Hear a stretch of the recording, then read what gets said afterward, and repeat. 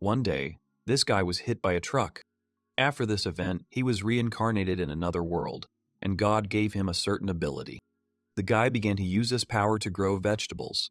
The guy stood in front of his vegetable garden and said that everything was going great. Long before that, the guy was standing in front of the divine gate, right from which the angels flew out. The guy looked at them and said he didn't understand what had happened. Then he remembered what happened to him, and he said that, yes, that's right, he was hit by a truck. One of the angels turned to the guy who was standing in front of the main character, and the angel said that the next one could pass. The main character thought that this was who was in charge of the dead. The guy realized that it was finally the turn of the main character. He was very happy about it. But then the divine gate was closed right in front of him. This surprised the guy very much, and he asked why the gate was closed. The main character heard the angel say that she was so tired. She also said that they were done for the day. The angel asked the other about what they had for dinner today, and the other angel told him that he wanted curry. The main character was very upset, and he said that he was left there alone outside the gate. He shouted to the angels and apologized to them. The divine gate began to open. One of the angels asked the main character about why he was still there. He said that the staff was supposed to take care of him. The main character replied that he was apologizing. And at that moment, a man with a staff appeared in front of him, and he turned to the main character. He told him that he would take him to God right away. The main character was very surprised by this and called this man a god. But the man told him that he was God, so it was natural. He said he was a good god anyway. It doesn't matter what others say about him. The main character looked at him in surprise, and he asked if the gods weren't transparent. God thought about it and immediately said that it was a little difficult, but you can say that. The main character's name is Usui Tori. He is 17 years old. His cause of death is a traffic accident. God thought about it and said that it was both normal and abnormal. He said it was weird. He told the guy that his life expectancy should have been much longer. Usui Tori was very happy about this, and he said that maybe it's something like fashionable lately. Reincarnation in the form of a god in another world. God answered him with a serious face that no, God could not be so wrong. Usui Tori apologized to him. God looked at the guy carefully and said that nevertheless there was a miss. He immediately pointed his staff at him and said that his cause of death was proof that his spirit's presence was weak, and he confidently said that he knows what he means. The main character was embarrassed and said that his death was a match for his life. The guy started talking about the very day of his death. He said that he was late for the bus, which was heading for an excursion. He ran out right behind the departing bus, and the guy shouted at him to wait for him. He shouted that they had forgotten him and let him sit down. He said that he was the last in the whole class, and also in physical education classes, his teacher was always his mate. The guy turned to God and said that's why he had such thoughts. God listened to him and told him he was sorry. But the guy replied that he shouldn't do it. God told Usui Tori that, well, that's why his presence is so weak. He said it looked like the truck driver hadn't even found out about it. God said that, well, the crux of their problem wasn't that he was dead. His presence is too weak. He said that the soul gains strength with time, knowledge, and experience. And when a person dies, it is this power that allows him to reincarnate. At the moment when this force becomes greater than a certain level, it transforms into durable insects that consume this energy. And he also said that, conversely, if it becomes weaker, then it reincarnates where civilization flourishes. That's why God thinks he needs to be reincarnated in Japan. But God said she was weaker than he thought. And if everything goes the same way, then he may disappear altogether. Just at the mole level, Usui Tori asked him how weak she was. God replied to him that, well, he thinks that once he can be reborn, but if he dies prematurely again, then he won't be able to come back. God told the guy that he thought it was necessary to send him to a world where people's individual abilities mean a lot. He thinks that he will live much longer if you give him special abilities. This made the guy very happy, and he happily said that maybe it would be like in newfangled cliches. The guy imagined that he had received all-powerful skills from God and became a great hero. He asked God about something like that, but God answered him that he had already told him that this was not the case. He said it was a little different than dealing with a guy who has a big soul. It's one thing when he pours his soul into a mighty force, and when he dies, it is necessary to adjust him so that the soul also becomes thin. God said that if he did this to him, then his soul would disappear. Usui thought about it. God told him that, nevertheless, they needed special measures. After all, it is quite difficult to carry out his reincarnation according to the usual rules when it is so weak. Then God decided that he would send him to a world where the power of the soul can be easily restored, preserving the body and memory. God decided to give him some abilities so that he could live longer. A huge hole appeared under Usui feet.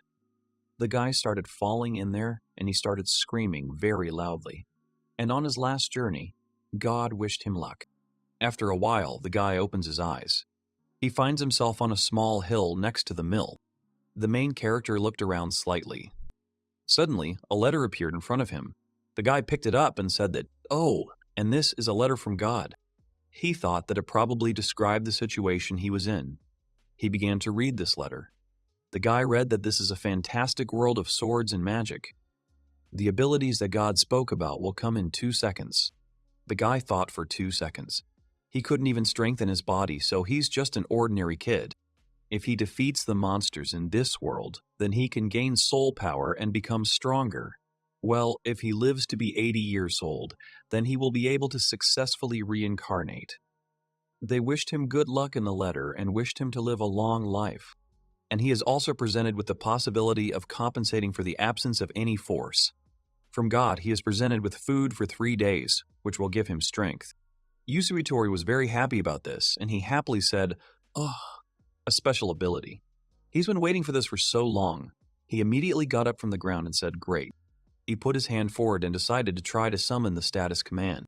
But instead of the power, the letter appeared in front of him again. He was very surprised by this, and the guy began to read it. It was written there that he forgot to tell him that he could not add any useful abilities to him, as this did not correspond to the assessment of life and physical abilities in the real world, and he should perceive this as a unique ability. At that moment, the guy thought about it. He said he was expecting a little bit of the wrong thing, but there's nothing to be done. That's what the guy's skills were. Intimidation, SOH. He can intimidate people around him. Efficiency decreases with distance. The Sword of Intimidation, King can summon the sword if he prays to attack an opponent who is under the influence of intimidation with the same force with which he intimidates. The Mantle of Intimidation, AK, this weakens the attacks of opponents under the influence of intimidation as much as they are intimidated. Usui said he did not know how effective bullying would be, which means he can summon a sword. He held out his hand in front of him and said, "Great." He ordered the sword to appear. There was a sword in his hand.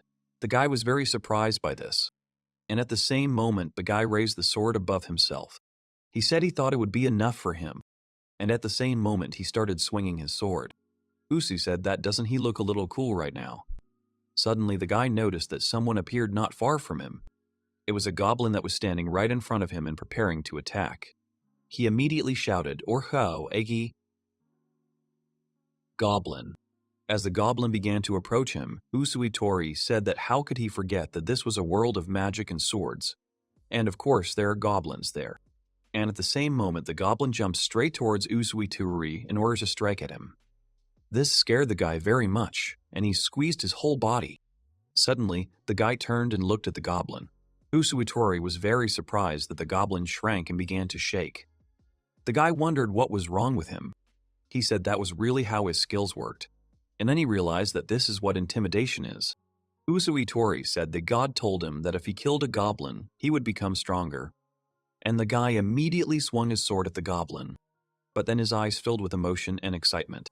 It was hard for the guy to do this, and he lowered his sword. Usui immediately sat down on the ground in despair. He said he couldn't do it. Usui said that if this is one of the stories he knows, then he feels that by not killing him, he is taking the first step towards becoming a hero. Usui started to get up from the ground, and he said that everything was fine. The guy stretched out and said that, first of all, he needed to go to the city. After a while, Usui arrived in Liberty City. In order for the guy to be allowed into the city, they put a slave collar around his neck. Usui became very agitated and sad because of this. The guy didn't understand why it happened to him. He was walking down a small street and said that he could not believe that he had entered another world and turned into some kind of slave. He doesn't like that. Of course, when he first arrived in the city, it was a natural reaction. But although he thinks that it's all because of the intimidation effect on the gatekeeper at the gate, the gatekeeper abruptly asked Usui about who he was. But the guy was scared of this and couldn't really say anything. He didn't have any money or identification documents, so he couldn't just get into the city. And to prove that he would not rampage in the city, they put this slave collar on him, and he managed to get into this city, and it looks like he's going to kill him if he goes on a rampage. Because of the intimidation and the collar, people in the city are paying attention to him, and he certainly wouldn't want that kind of attention. He was walking down the street and said that he had to go to the Adventurers Guild that the gatekeeper was talking about. After a while, Usui found himself near the Adventurers Guild. He went in there and said that so that's what it is. Oh, walk, the Adventurers Guild. One of the people who were sitting at the tables said that he had heard that a gnome had been seen in the area, and he was told that he had never thought about them coming to the surface in the morning. The other guys who were sitting at the table said that it was so good to rest today. Usui approached the reception desk and was told, okay, welcome. The girl said that she was glad to see a guest at the Adventurers Guild, but without finishing the word, she was very surprised to see the guy in front of her. Usui thought that she was so scared, really. He thought that the goblin had run away from him altogether. Out of fear, the girl asked Usui what he wanted her to do. Usui thought, stop, she has a heartache. He thought it was a cat, but no, it had a normal human face. And she's nice enough. Usui apologized to the girl and said that he would like to register with the guild. He realized that he had completely forgotten. He thought that when he was talking to the gatekeeper, he was clearly suspicious of him. He realized that he had to show himself more worthily. The guy turned to the girl at the front desk and said that he would like to register as an adventurer. But he thought, no, it's not a good idea. The girl at the front desk said it was a very expensive window, but the guy told her to get closer to the point. The girl replied that she understood everything. She handed him a piece of paper and said that then he should take it and fill it out. And it looks like Usui has completely failed. He thought about his name. Usui thought about leaving Turi, and he decided that, well, they would do. Next, he needed to fill out a profession. He thought about what it might be like for him to become a swordsman. The guy had already filled out all the paperwork, and he handed them to the girl at the front desk. The girl read everything on the sheet and said, So Ake, swordsman Tori. She said that as soon as he pays the registration fee, she will give him a certificate of registration. Tori was very surprised, and he asked what else he had to pay for it. The girl was also afraid of his question. She awkwardly replied to him that, well, that's their rules. Tori immediately apologized to the girl, and he said that she was not to blame for anything. He thought that only if he had enough money. Usui began to think about how he could get out of the situation. And he looked at the girl. The guy thought that this girl and her paws were cats. He immediately imagined cats and thought of the lovely soft paws. He loves cats so much. They're so affectionate. While Tuori was imagining cats, a girl from the reception desk approached him. The guy came to his senses and he said that he didn't have any money right now. Usui said that he would like to get a simple task first and get rewarded for it. Tuori asked the girl if this was possible. The girl replied to him that in that case she would be in the form of a temporary filing. She said that her term will be valid for 3 days. And if he pays the registration fee in the meantime, then they can make it official. The girl asked him what it was suitable for him. Tuori thought about it and asked the girl that yes, if there were any tasks that he could complete. The girl told him that they would look at it now. She asked him what about collecting medicines, or destroying goblins, or something like that. The girl also said that the registration fee itself does not play a big role. She thinks that in the near future he will be able to issue it. Tuori asked the girl what was good, if she could tell him about the plant and where they grow. And the girl answered him that it was good. Tuori thanked her for her help, and then the guy turned to the girl and said that he had almost forgotten. The guy looked at the girl and he said that he wanted to ask her something important. The guy asked the girl if she could tell him her name. She told Tuori that her name was Mia. The guy smiled at the girl and told her that what a gentle and sonorous name. He headed for the exit and Tuori thanked Mia for telling him everything about everything. And he said goodbye to her, saying, see you later. Meanwhile, Mia told her colleague that she was so scared. The girl's face was very agitated, but her colleague asked her if she was okay. But the girl told her that yes, and she thanked her for her concern. Mia said that, as expected, the two who were drinking in the tavern were behaving calmly.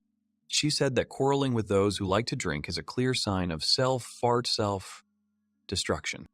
Mia asked her colleague if she thought she had grown up, and the girl replied that it was good. But she said that despite this, Tori exuded such a strong aura and chose to search for medicinal herbs. And she doesn't know why. She asked Mia what his name was, Tori. She said she was wondering what he was like. Mia replied that she didn't think he was a bad person. The girl asked her what she was saying in all seriousness. She said that whoever he was, a person who was capable of intimidating people with his aura, would not be a decent person. She also said that he has no guild membership, no money. He calls himself a swordsman, even though he doesn't have a sword. And she said that all this together is so suspicious that it is even more alarming. And Mia agreed with her. She said that's how she added it at the end. The girl immediately covered her mouth with her paws. The girl turned to Mia and said that, "Oh, her Nia is so cute." But Mia shouted that, no, it wasn't like that. And the girl asked Mia that she liked the tone, didn't she? But Mia asked her, calling her Rita, to stop talking like that. Rita told her that it was okay. She understood everything. She's going back to work, Nia. And when Mia heard this, she hit Rita, who said it hurt her. And at that moment, Mia got lost in thought. She thought that Tori was a very strange person. On the one hand, he looks like an ordinary guy. On the other hand, he looks like an experienced adventurer. Mia also thought that besides, she was used to sad words full of subtext. It was the first time she'd ever heard such a thing. She thought that her beloved mother had given her a precious name, and Tori called him cute. Now she understood that she was no longer afraid of him. Mia said she hoped she could talk to him again. Rita turned to Mia and asked her what she was talking about. But the girl started to send her away and say that it was nothing, and she began to hurry her to work faster. Meanwhile, Toori said that he didn't understand why he was trying to be cool. He thought, squatting down, that it didn't look cool when he looked like some kind of villager. And no matter what people think about him, it has nothing to do with any features or appearance. He thought they might think he was sick, and now it would be more difficult to return to the guild. It's just amazing. In life in another world. He thought it was time to start collecting medicinal herbs. And obviously, it won't be as easy as in the manga. The guy was walking through the forest and he was looking for medicinal herbs in order to complete the task. He squatted down and asked if that was all. His goal for today is to earn the registration fee for the guild. He collected a number of plants and he wondered if it would be enough for the contribution. But he decided to keep looking. The guy stretched out and said that he couldn't eat, let alone stay in any hotel. Tori said that even though he had entered another world, he was so useless that he could only drink water. But then the guy noticed something nearby. He said that these leaves, he had seen them somewhere, and he immediately remembered and said that he had seen them at radishes. But at the same moment, he thought about it and asked if there really was a radish in front of him. He sat down and looked at the plant carefully. Tori asked if it wasn't supposed to be a world of swords and magic. He said that then, "What's the radish doing there?" The guy decided that he'd better pull it out of the ground. But at the same moment, this plant jumped out of the ground. This scared Tori very much. The guy shouted that it was something else, but this monster started jumping from side to side and running away from Tori. At some point, the monster fell to the ground and began to gradually increase. A moment later, a powerful explosion occurred. The guy who was hit by the remnants of the explosion stood and did not understand what it was at all. After a while, Toru joined the guild. The girl looked at the guy and told him that they should just look. It looks like Toru came across a dancing radish. The guy was surprised to ask the girl what kind of dancing radish she was talking about. Mia told the guy that she really just looks like a radish. But in fact, they move very fast and emit energy. Mia told Toru that even goblins who are used to eating waste don't approach them because of the difficulty. Toru, upon hearing this, smiled at the girl and told her that it was like that. Mia said that if you pull them out, they will scream and start running amok. And before they explode, they need to be caught and held in her hands, and the girl immediately began to show the guy how to do it.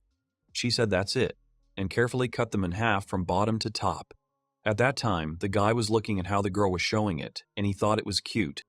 The girl also said that, by the way, if he boiled them with meat, they would give a very pleasant taste. She also said that, by the way, their price is about the same as the price of medicinal herbs. Hearing this, the guy shouted that it was so much. He immediately thought about it and told Mia that no, it wouldn't be much easier.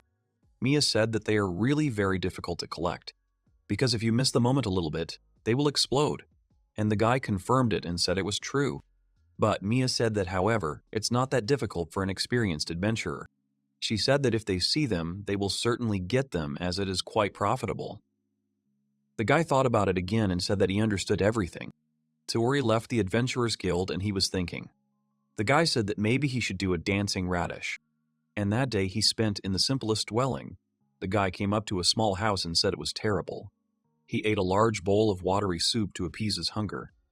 After eating it, he said that the dish tasted disgusting, and the only thing he has to get through the night is a piece of cloth. The guy lay down on the bare floor, covered himself with a cloth, and sadly said that this was not what he dreamed of. The next day, the guy already came to a small piece of land where there was a dancing radish. The guy stood up and said that this means that even goblins don't eat these radishes, and there's so much of it growing on the street. This is excellent. While he was picking dancing radishes, he made 3 main rules for himself. First, it explodes when someone digs the soil around it, so you need to get it out right away. Secondly, if you pull it out, it explodes, so as soon as you pull it out, you need to immediately let it out of your hands. And third, you need to make an accurate stroke along the center of the radish. The guy picks radishes and says it's great. He threw it away and said go ahead. And at that moment, he took his sword and said that he needed to cut it as quickly as possible. But then he noticed something and asked what it was. It seemed to him that Radish was sitting and shaking with fear. The guy asked if it could be that his aura of intimidation was also acting on them. And at the same moment, the dancing radish exploded. The guy immediately thought about the fact that vegetables also have a sense of fear. Or maybe it's because they're monsters too. Or the fact is that intimidation alone is not limited to living beings. He thought that a plant that is a simultaneous being, although it moves like a living thing, it is definitely a radish. And in the same second, he cut the radish into 2 pieces. And then he began to actively carry out his task. After a while, the guy happily said that intimidation was very cool. He said that God's help for 3 days was not in vain. After a while, the guy gathered all his harvest and he brought it to the guild. The other guys who were sitting in the tavern were very surprised by this, and one of them said that he did not believe his eyes. The other guy said it was just impossible. After seeing Toru, Mia was very surprised by his catch. She said what a huge amount of dancing radishes it was. It can be a great skill to wear 5 of these pieces at once. At that moment, the guy thought that maybe he was already close to some kind of rank. For example, Toru is a radish hunter.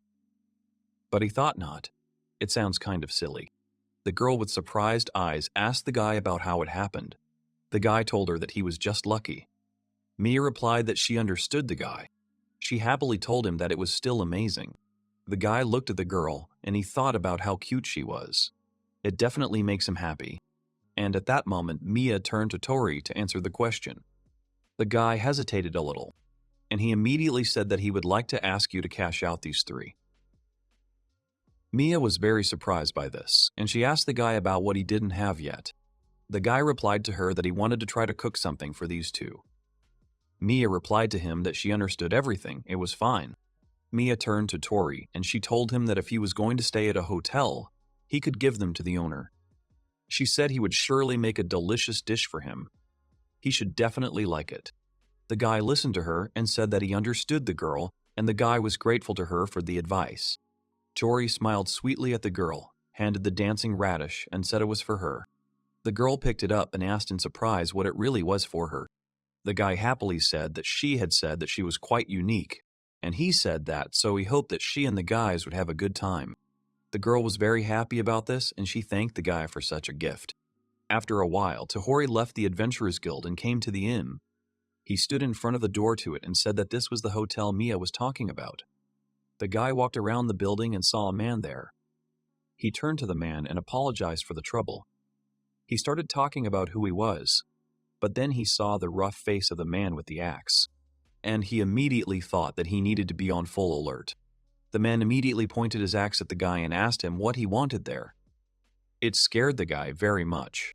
He thought he needed to let his guard down somehow. Tori couldn't figure out what to do. But then he said exactly. The guy immediately stretched out his arms with a dancing radish to the man, and he asked the man to use it to cook him dinner tonight. This surprised the man with the axe, and he asked Tori that he had not accidentally robbed someone.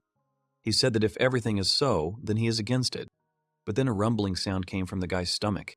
This made the man with the axe laugh.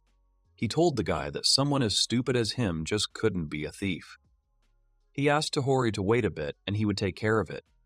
Tori thanked the man for that. Then the man cooked the innkeeper's signature dish of dancing radishes and spicy venison soup. The guy was delighted when he saw these dishes on the table, and he thought that he had been waiting for this for so long. He thought it was the first decent meal since he got there. The guy wished himself a pleasant appetite, and he immediately took his first spoon and tasted the dishes. After he tasted it, his eyes widened at how delicious it was. He asked about what it was. It's so delicious. He said that radishes simply couldn't give such a taste. In his previous life, he had never liked her. But now he's ready to eat it for all eternity. The guy was enjoying his meal, and then he said he missed rice. The guy decided to try the dish with bread. He really liked this combination. After a while, the guy finished eating the dishes prepared by the innkeeper. He was worried at first that when he got to another world, he even got some abilities. And to be honest, he was thinking that it was over. And he really thought so. The guy remembered Mia, and he thought that she was very kind to him, despite the fact that she was emitting a threatening aura. And thanks to her help, he can eat this wonderful food. The guy sat and thought that it became interesting to him that after a while, he would be able to touch her paws. He thought that she wasn't as scared today as she was at the beginning, but then he waved his head to the side and said no, he needed to stop thinking about it. He exhaled and smiled. Maybe in this life, in another world, he can do something. The guy sat down at the table and said, "Thanks for the food." Meanwhile, someone in the guild shouted what it was. Rita and Mia were sitting at the table and eating. Rita said it was amazing, and she was also shocked when she tasted the food. She asked Mia that she was absolutely sure it was a dancing radish. Mia turned to Rita and asked her if she was exaggerating too much. Rita told her that, of course, and she told Mia to eat. After tasting the dish, the girl said that it was so delicious. Rita asked about what and who brought it, and then Mia said, "That's right." The girl asked, "So which? Tori." Rita said he was super scary and super strong. She also said that he brought super delicious vegetables. Rita asked Mia that maybe he's not an adventurer, but a chef. Or maybe he's a vegetable god. Mia laughed and told the girl that she was saying such a thing. Mia turned to Rita and she asked her if she should drink less. And Rita asked her what she was talking about. Rita said it would be rude not to record this delicacy. And Mia laughed a little and said that she understood everything. Meanwhile, the girls continued to sit at the table and eat delicious dishes. Rita turned to Mia and she asked her what she should say. She is her best friend. And Mia replied that there could be any questions. She also told her that they had been friends for a very long time. You can say that she will give everything for her. And immediately Rita's eyes lit up. Rita immediately pointed to her plate with the dish, and she demanded that she give it back. But Mia barely managed to hide this plate behind her. Rita said that's right because the guild bought 2 more pieces, didn't it? She was answered by a man who was sitting at the next table about what had already been sold. Everything was sold. He said they had already sold him on the market. Rita told him that's how it was. She immediately turned to Mia and told her that it was all because of her. She asked the girl about the fact that wasn't she the one who asked to worry about it. And the girl immediately thought awkwardly. Rita told her that she was sure that if she asked him to get more dancing radishes, he would certainly get them for her. And she will already sell it at a bargain price. Mia turned to Rita and asked her what she was talking about. She started giggling, and Rita immediately said that she knew it. Meanwhile, Tohori was getting dancing radishes. What kind of person is he really? If he can catch so many dancing radishes, then he can afford a lot of things, even though he's giving the signs of an experienced adventurer. But at certain moments, he has the face of an innocent child. And no matter how much Mia thinks about it, she still can't understand this man. The girl was sitting at the table and eating dishes. She put the spoon in the plate and said it was the last time. She tasted the dishes and enjoyed that pleasant taste again. The girl thought that if she asked, he would give it back. She will be very happy. And if they could share that joy together again, she would be very happy. The girl didn't know if she could ask about it. She wondered if she would be as scared as the first time. She understood that she was a little worried. However, it will be morning soon. Toru came to the forest again to collect dancing radishes. He immediately heard mice squeaking in the forest. The guy is already ripping out one of the dancing radishes. He tossed it up and divided it into 2 parts there. The guy was tired of such work and he thought that he was very happy today. He remembered how a man came up to him and he greeted Toru. The man turned to the guy and asked him if he could sell him that dancing radish again. He said that if he agreed, then how about buying at a price not higher than the market price? This made the guy very happy and he asked if it was true. While the guy was getting dancing radishes, he was surprised and thought that wow, he can't help but rejoice because his income has doubled. The guy looked at the dancing radish. He said it was almost time for the rest of the radishes. He wondered if he should ask the guild about it. After a while, the guy was walking down the street with a cart that was filled with dancing radishes. He saw how passers-by looked at him and at his cart. At that moment, the guy was thinking that he was not used to this look yet. The guy was contacted and apologized for the trouble. The guy paid attention to the girl and looked at who it was. The girl awkwardly tried to say something to the guy. At that moment, he thought that she wanted him to do something. Toru decided that it was a bad idea to keep talking like that. The guy turned to the girl and he said that he was thinking that it was difficult for her to get closer to them. He told the girl that if anything, let her ask him at the guild. At the same moment, he handed the girl a radish and said it was for her. The girl stood in a stupor and she didn't know what to say to the guy. But then Toru said that he gave it to her of his own free will. He told the girl that he appreciated her courage. At this time, the girl stood silently and looked after him. At that moment, the girl thought that she had only come a little closer. But it looks like this is the one she needs. Meanwhile, Toru entered the Adventurers Guild. When they saw him, someone shouted that the radish lover had arrived. At that moment, Mia was sitting under the table and was nervous. Toru thought about where that voice was coming from now. He approached the girl and apologized to her for bothering him. The girl told him that yes. What is it? Toru asked the girl if she could help him move the dancing radish. The girl smiled at the guy and told him to rely on them. At that moment, Toru thought that it looked like this woman was already used to being bullied. If she works there long enough, she'll get used to everything. He thinks he can do something about it. The guy went to the Adventurers Guild after they unloaded the dancing radish. He was greeted by Mia, who told him, "Hey, boss. Welcome back." The girl asked him about the fact that it was not the first time today, and she told him, "Welcome, my Mias." Toru also greeted Mia and wished her a good day. He asked her about the fact that she had already eaten the dancing radish he had given her. The girl said yes, it was very, and she immediately shouted joyfully that it was amazing. And the girl immediately fell silent from embarrassment. After these words, the girl closed her mouth with her paws and said, "Oh, Akinia." She looked at the guy and she told him that she was very sorry. The girl said that she rarely uses such careless words. But the guy smiled at her and said, "Come on, she has nothing to apologize for." At that moment, the guy thought about it. He thought about her calling him San. He immediately thought that it was the influence of the dancing radish. And in the same second, he thanked her for it. Toru told Mia that he was glad she liked it. The girl smiled at him and said that yes, it was very tasty. At that moment, Toru put the dancing radish back on the table and told her that he wanted to give it to her today too. The girl was immediately happy about this, and she thanked the guy for this gift and said that the guys would be happy. But right after that, Toru turned to Mia and he told her that her beautiful skin would become even more beautiful. This surprised the girl very much, and she asked what he was saying about her skin. After that, the girl added the word Nia again. Mia covered her mouth with her paws again after that word. But Toru just laughed and asked the girl not to worry so much. By the way, it seems that the leaves of one large root contain ingredients that really enhance the coat. Although radishes explode in this world, maybe it's the same thing. Tori turned to the girl and told her exactly what. He asked her if she happened to know where there was another cluster of dancing radishes. The girl thought about it and asked the cluster guy again.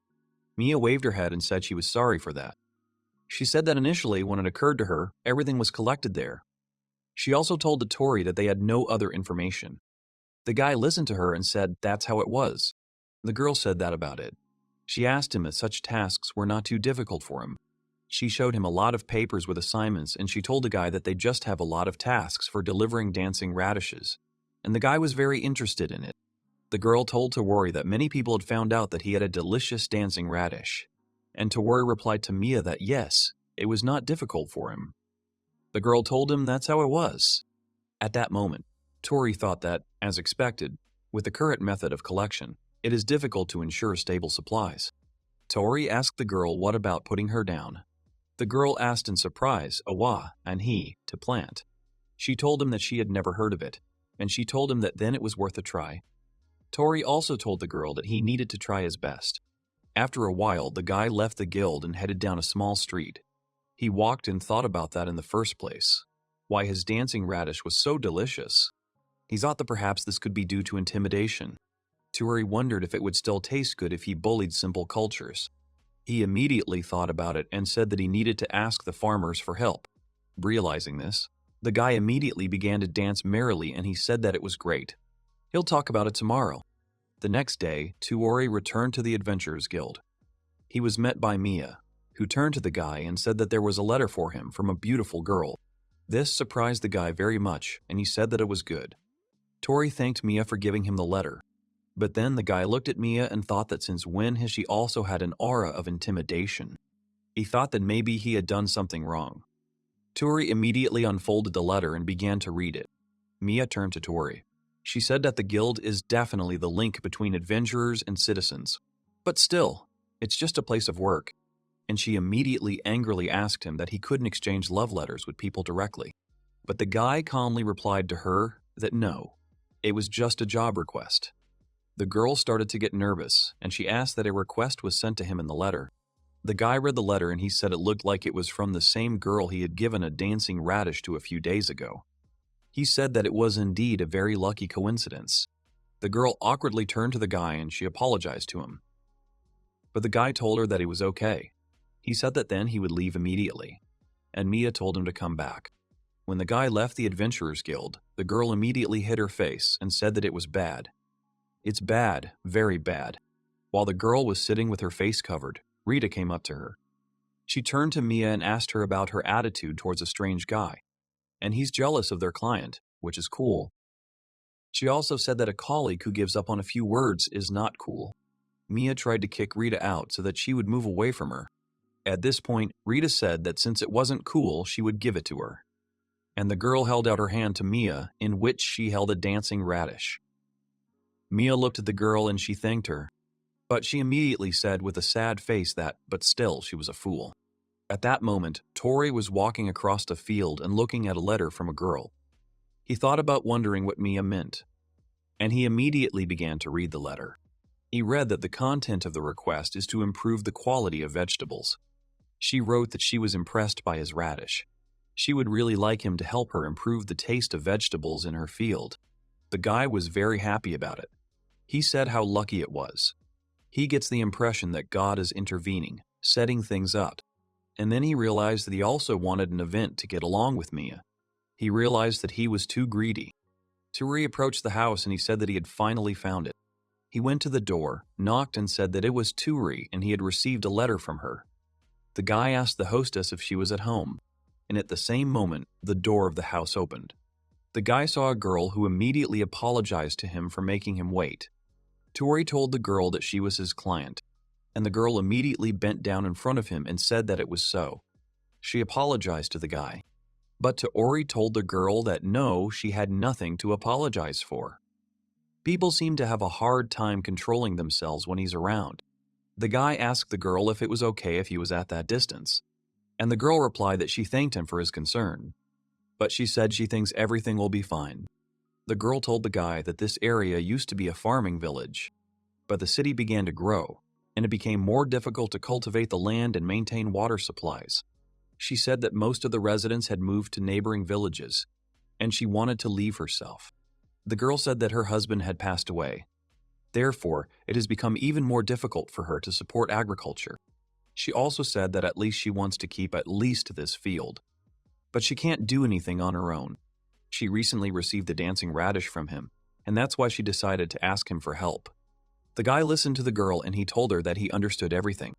The guy said that he was not ready to give a guarantee that the taste would change dramatically, and if he fails, he may not get the reward. Besides, he said she might be disappointed. The girl began to giggle for some reason. The guy asked her in surprise about what had happened, but the girl replied that she was apologizing to him. She said it was a bit surprising. The guy immediately asked her again, "Wah," so piously. The girl replied that she was just thinking that he was a very scary person, and she's been very careful lately. And she told him that with these conditions. But then the guy asked her that he was wondering what went wrong. The girl replied to him that no, this request will be paid from the moment it is accepted. And she added that, of course, if he succeeds, she will add a reward to him. The guy was very surprised by this, and he asked, "So ask."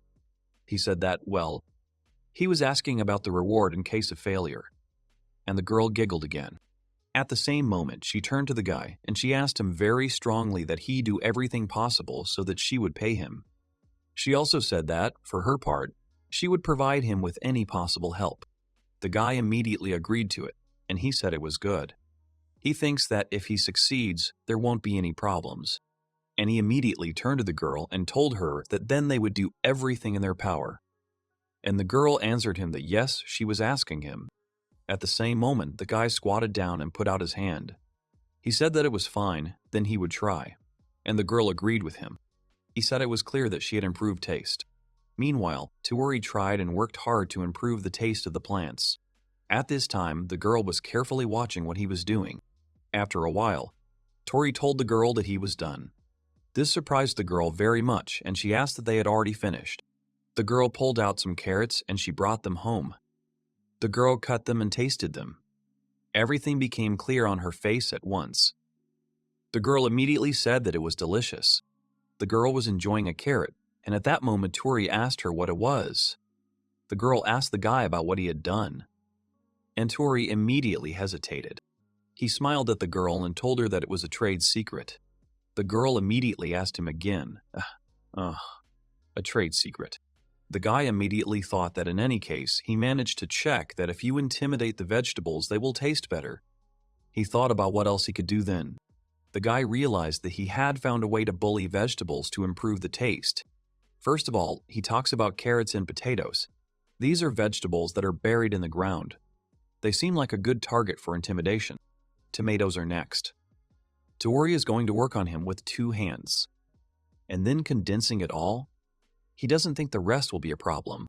Then they get the most delicious vegetables. Toru returned to the girl and asked her if there were any other problems with fulfilling this order. The girl told him that she didn't. She thanked Toru for helping her. She said that now she thinks they will just be sold. The girl smiled at Toru and said that her husband would be happy. Toru noticed a smile on the girl and he told her that she seemed very pleased with him. The girl replied that, to tell the truth, when she got a lot of vegetables, she was thinking about returning to her parents' house. At that moment, Toru looked at her questioningly. The girl said that she wanted to sell them to distance herself from this feeling. But she did not have enough skill. She shared that it takes many years to improve the taste of vegetables. That's why she thought she would stay there. But the girl told the guy that his wonderful abilities and now she has no doubts. She said he made the vegetables so delicious in just one day. And the girl told Toru that now she is sure that she will not be so attached to herself and will start a new life. She thinks that the time has come. And at the same moment, the girl handed him a piece of paper and she said that here was his promised reward. And the girl thanked the guy again for his help. In response, the guy smiled at her. Toru looked after the girl and he said that he was happy that his strength was doing him good. But at that moment, the guy decided to look at the piece of paper that the girl gave him, as he wondered what the reward was. He read that it was a contract that stated that all rights to the house and fields were transferred to Toru. This surprised the guy very much. The house and land received as a reward worried the guy very much. He walked down the street towards the Adventurers Guild and thought about it. He looked at the contract again and said that it was not very good that he was no longer a high school student.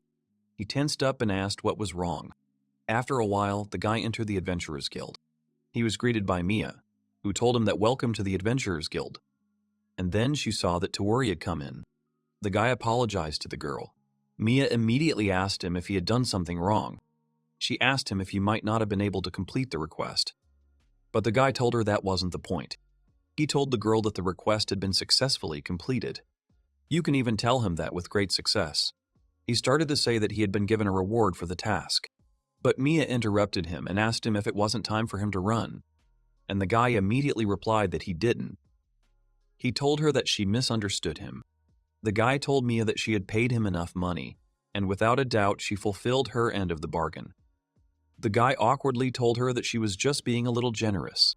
The girl looked at the guy in surprise, and she asked him what he was paid with. And Toru replied to her that he was therefore sorry that he hadn't really read the gist of the request. When asked by the girl, he said that she had paid him with a house with a field. The girl was surprised by this. She asked the guy about the fact that the field where vegetables are grown is correct, and home in the sense that it's a place where people live. And the guy immediately replied to her that in other words, a house with a field. He also said that although it was far out of town, he had received a house and a field into his ownership. He understood that he was glad that his efforts had been recognized. But it's too weird. The guy thought that he was not such a significant citizen. And yet, if she really found his help useful, she should have given him the most valuable thing she has. And then he realized that, yes, it was over. Mia turned to Toru and she asked him if he could give her a letter. The guy held out his hand with the letter and handed it to the girl. Mia picked it up and read it. She said yes, she understood everything now. The girl turned to the guy and told him that this was a kind of request. The contract states that until the cultivation of vegetables ends, and depending on the client's intentions, the contract can be extended up to 10 years. This shocked the guy very much, and he asked what she had said before she was 10 years old. He immediately thought that this was half of his life. He realized that if bullying stopped working, then what would happen to him? The guy understood that he was not going to sit on this earth for 10 years. He thought it looked like he needed to keep experimenting. And as compensation, a house and a field were chosen, which are transferred at the end of the contract. Mia read it and said she thinks yes, it's reasonable. Toru listened to her and asked if she really thought so. The girl also said with a smile that usually a monthly reward is collected for such requests. She thinks that even under such conditions, it is quite difficult to hire people. The guy realized that he would have to spend a lot of time on this request. He thought that during this time, he would be able to earn money for a living. But then the guy thought that if you think like that, it's a really good idea. The girl also told him that if he worked for 40 years, then after retirement he would be paid about 100 billion yen. She said that's why it's better for him to work for free for now. No one would work after hearing that. Toru immediately thought that he understood everything. He thought it was unclear to him if he had received too little or if the person had paid him too much. And at that moment, he realized what it meant. This was his destiny. The power given to him by God helped him survive in this city. He needs to think about it. Mia turned to the guy, and she very cheerfully and joyfully thanked the guy for his work. It was very nice to hear the guy, and he thanked the girl for such nice words. The guy had already left the Adventurers Guild and walked down a small street. At that moment, he thought about how Mia was so cute today. Toru remembered all those who had done good deeds to him and thought that he was grateful to these people. He understood that this was something he couldn't even think about when he went out into the fresh air. Or rather, when I was left alone in the mountains during the tour. He thought about what he should do next. He said he thought bullying would be his downside. He thought that maybe it was this ability. Meanwhile, Toru remembered what he was like as a child. He remembered that there was a program on TV in which one of the characters said that the red sliver was in danger. He asked about who their friends were willing to help him. Toru and his friend immediately shouted that they were ready. Then here he is. The child in red is great. And at that moment, Toru thought that he couldn't do anything to himself. It can be said that he used to be a pessimist. But from now on, everything will change. He thought that maybe he wouldn't become a hero saving the world, but he will become a person who gives vivid emotions to other people. And that's all he can do to date. But then, suddenly, an angel appeared in Tori's head, which attracted his attention. He shouted that the unique skill had been improved. In order to get detailed information, let him familiarize himself with the column for unique skills. The guy immediately stood up dumbfounded and froze. He thought about what was right in the brain. It's more than that. He understood everything abruptly and was delighted, saying that in other words, he finally had a skill boost. He shouted that he needed detailed information about the skills. It was a special taste when using intimidation.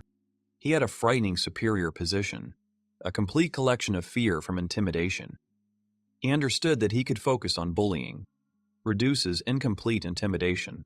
The effect is weakened by distance. The status said angelic powers, a menu with one skill. Angel said it was a natural skill boost. As with bullying, they have to be careful. Since the effect is weakened for an opponent who is not in line of sight, this intimidation is of particularly rare origin. A special type of intimidation is vegetables. It increases the power of intimidation against vegetables. By intimidating them, they continue to keep fresh.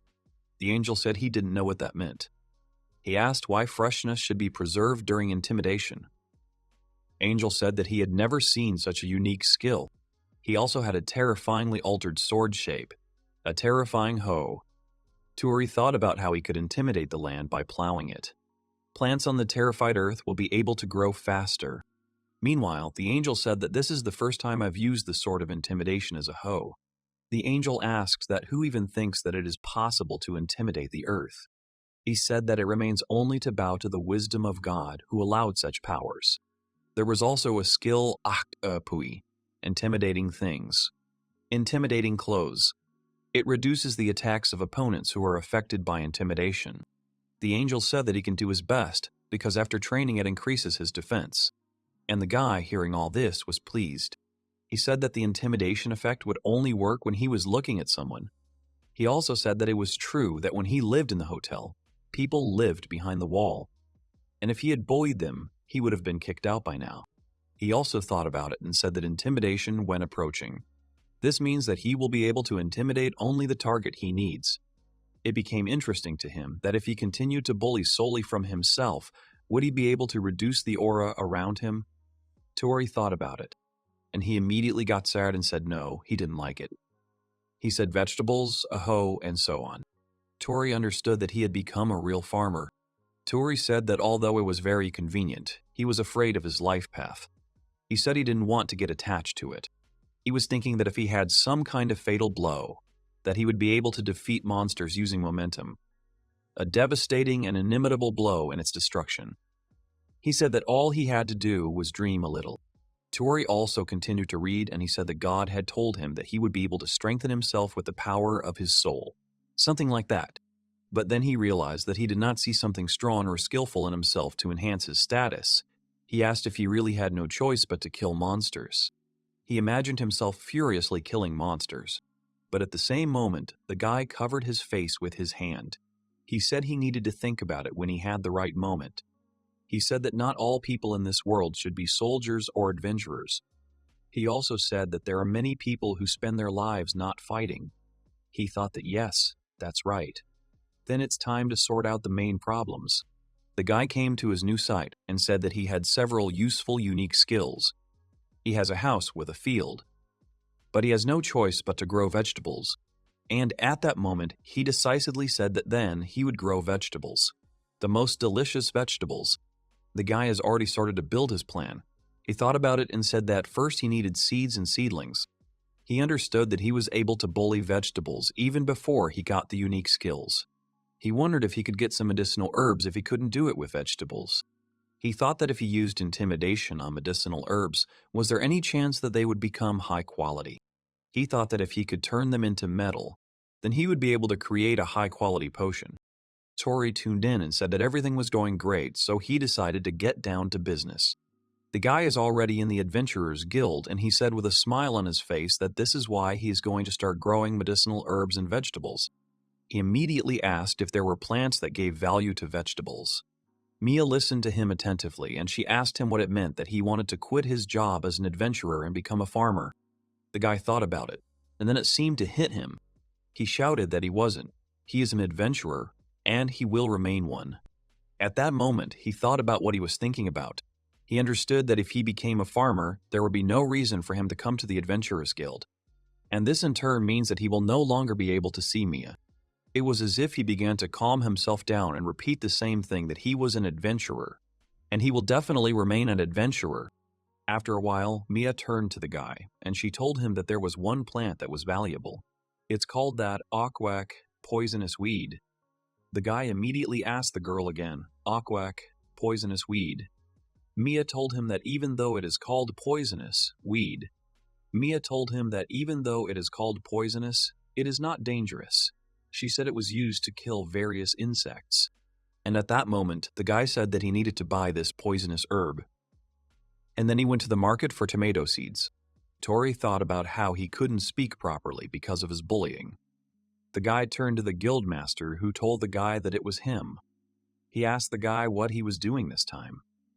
Toru asked the guy what he was doing this time. Toru asked the guild master of the merchant guild, who can resist intimidation, to sell him the plants personally. At that moment, the guy thought that in order to live a normal life, he needed to make friends with all the people in the city. Because in this city, the greatest value is friends. And it was depressing for the main character. He thought that, as always, he had sown fear. But there was also good news. When he went into the hotel to pack his things from his room, the master turned to Toru and he told him that if he brought him the ingredients, he would cook him something special. Toru immediately asked him if it was true, and he immediately thanked the master for that. At that moment, the guy thought that they hadn't talked much with him, but he was a good person. Toru thought that although he was sure that he would no longer live there, he still wanted to deliver vegetables to him. He understood that he should treasure his connections with people if he succeeded. A week later, the guy was very happy, and he happily said that yes, he had finally succeeded. He held up his hands with a happy face and said that he had made the most delicious tomatoes. And at that moment, the guy decided to taste this tomato. He took a bite out of it, and at the same moment, he forgot about everything in the world. Tears of happiness appeared in his eyes from such a divine taste of tomato. He understood that the way to get this pleasure was definitely worth it. And at that moment, he remembered that, firstly, it took 3 days to plow the field, and it was enough just to dig up the field, which was already under the influence of intimidation. In those moments, he felt that his back pain was only getting worse. And he managed to finish because he knew how to work properly. And then, for 3 days, he planted seedlings until sprouts appeared from them. His innate skills scared and stimulated their growth. And to keep them growing, he continued to bully them. That's how he sat waiting from morning to evening. Toru understood that there were no games or manga in this world, so he could just sit in the field. And it was a real torture for him. He was so happy when the buds finally opened on the second day, and that even made him start dancing. He rejoiced, danced, and shouted, "As ha ray!" There were even tears of happiness in his eyes that his efforts were not in vain. And he is sure that he came to another world in order to create something like this. And at the same moment, he began to stop his thoughts and say that no, he is not a farmer. He is not a farmer. The guy said everything was going great. Now he needs to share it with everyone. He thought about what he would give the old man at the hotel a try. He turned to Toru and told him that if he came so suddenly to give him this tomato, but the guy turned to the man and he told him to just try it. At that moment, the man decided to try the tomato that Toru had brought him, and his eyes immediately lit up with happiness from what he felt. The man turned to Toru and told him to come back later in the evening. He told him that he would cook something outstanding out of it. Toru was delighted and thought that it was reassuring. After a while, the guy joined the Adventurers Guild. He approached Mia, and she said she was glad to see the visitors.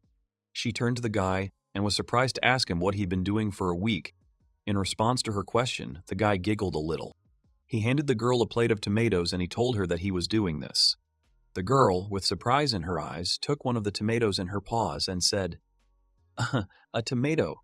And Toru told her that it was something he had grown from seeds. He asked Mia to definitely try them tonight. The girl happily smiled at the guy and she thanked him for this gift. She told him that they would definitely try. And at the same moment, the girl tried to bite off a tomato. She immediately told the guy that it was amazing, and she liked him very much.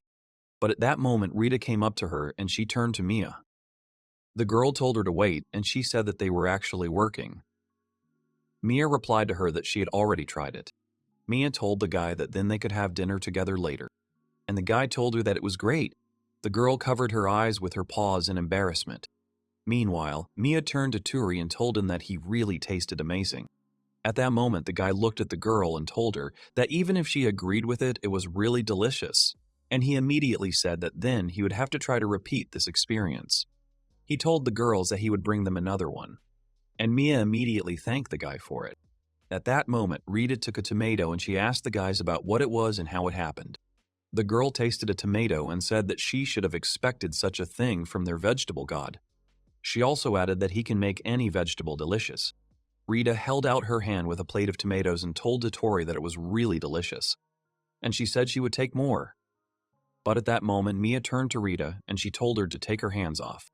But Rita turned to Mia and she told her that she had already eaten hers. She asked the girl if the excess should not be directed to her in order to preserve her beauty. Mia replied that she did not think so. Rita immediately said about Mia that she is a lustful cat that licks man's strength. She also said that she satisfies her craving for delicious food, and that's why Tori doesn't like her. And after Mia heard those words, she was able to stand up for herself. Rita turned to Mia and told her that she was in pain. But Mia told her to stop. The girl exhaled and said that today was a bad day. Meanwhile, Tori left the Adventurers Guild. He was walking down a small street and said no. If he could make something delicious, then he did it. At the same moment, he remembered the face of a joyful Mia, who, after tasting the tomato, said that it was delicious. Tori immediately smiled and said that it was great. He raised his hand up and happily said that he should try to grow vegetables. The guy thought about realizing himself as a farmer. Oahehe. He had never thought that he would go down this path. After a while, Tori came to the Merchant Guild and knocked on the door. He said it was Tori and he would like to buy something. Guildmaster Randall opened the door for him and asked the guy if it was really Tori. He told him that he was always happy to talk to him. The guy turned to Randall and apologized to him for such frequent visits. He told him that it was embarrassing for him to distract him from his business every time. But the man replied that it was nothing to worry about. He said that not many merchants can resist his intimidation. After a while, the master and Tori were already sitting at a table in the hall. The guy looked at the man and thought that this was the head of the Merchant Guild, and his name is Randall. He thought about how there was no one else in the guild who could resist his bullying, and that's why he always does business with him. Randall turned to the guy and he asked him how he could help him today.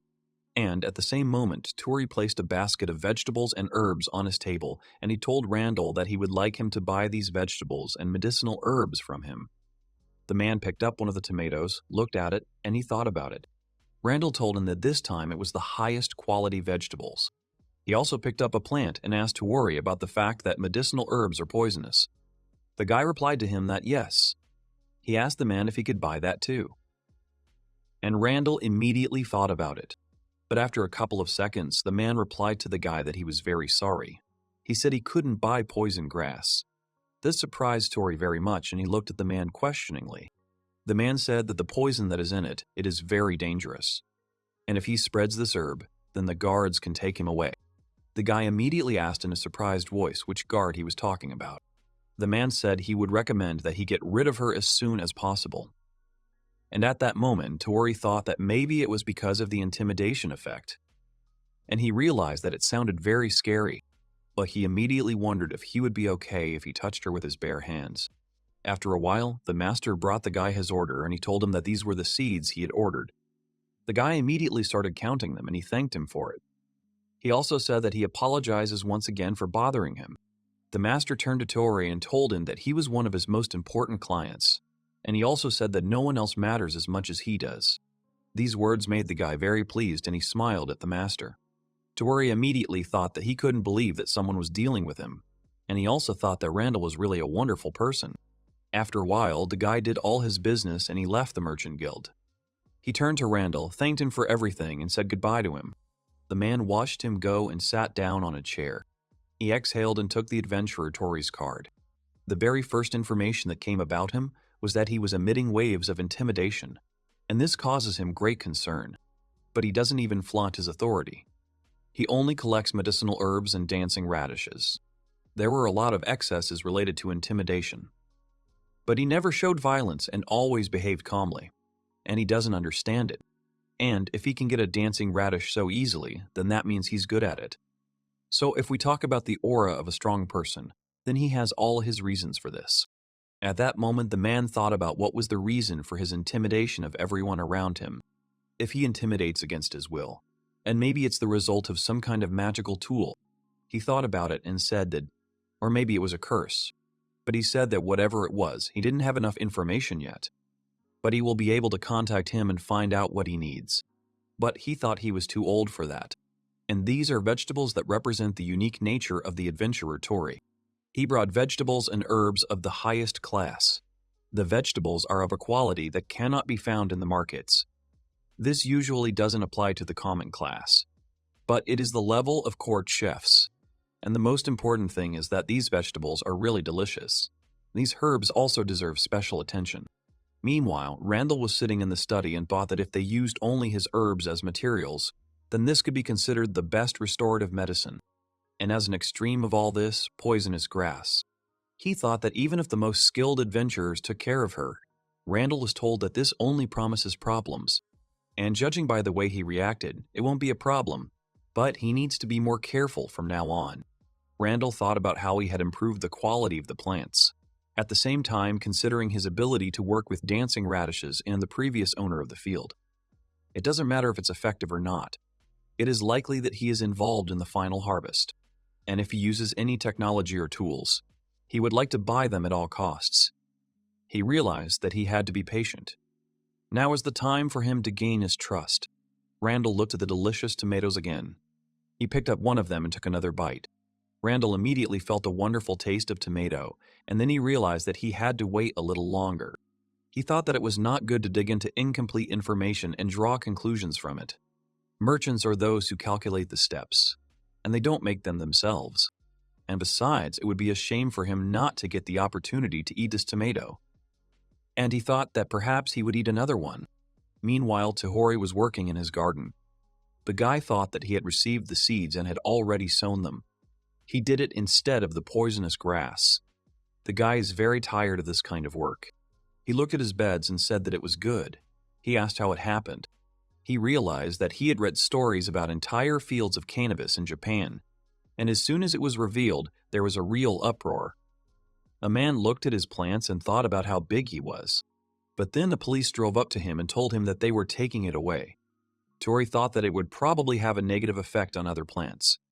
And of course, he just can't let that happen. He thought that maybe the Adventurers Guild would tell him how to get rid of it. But the guy's face has changed a lot. Toru had already joined the Adventurers Guild, and he turned to Mia. But the girl came very close to him, and he asked her what she was doing. The guy tensed up from this, and he thought that she was too close. Mia stopped sniffing it, and then the girl turned to the guy. She asked him that he had brought something dangerous. The guy stood in a stupor. He awkwardly said yes.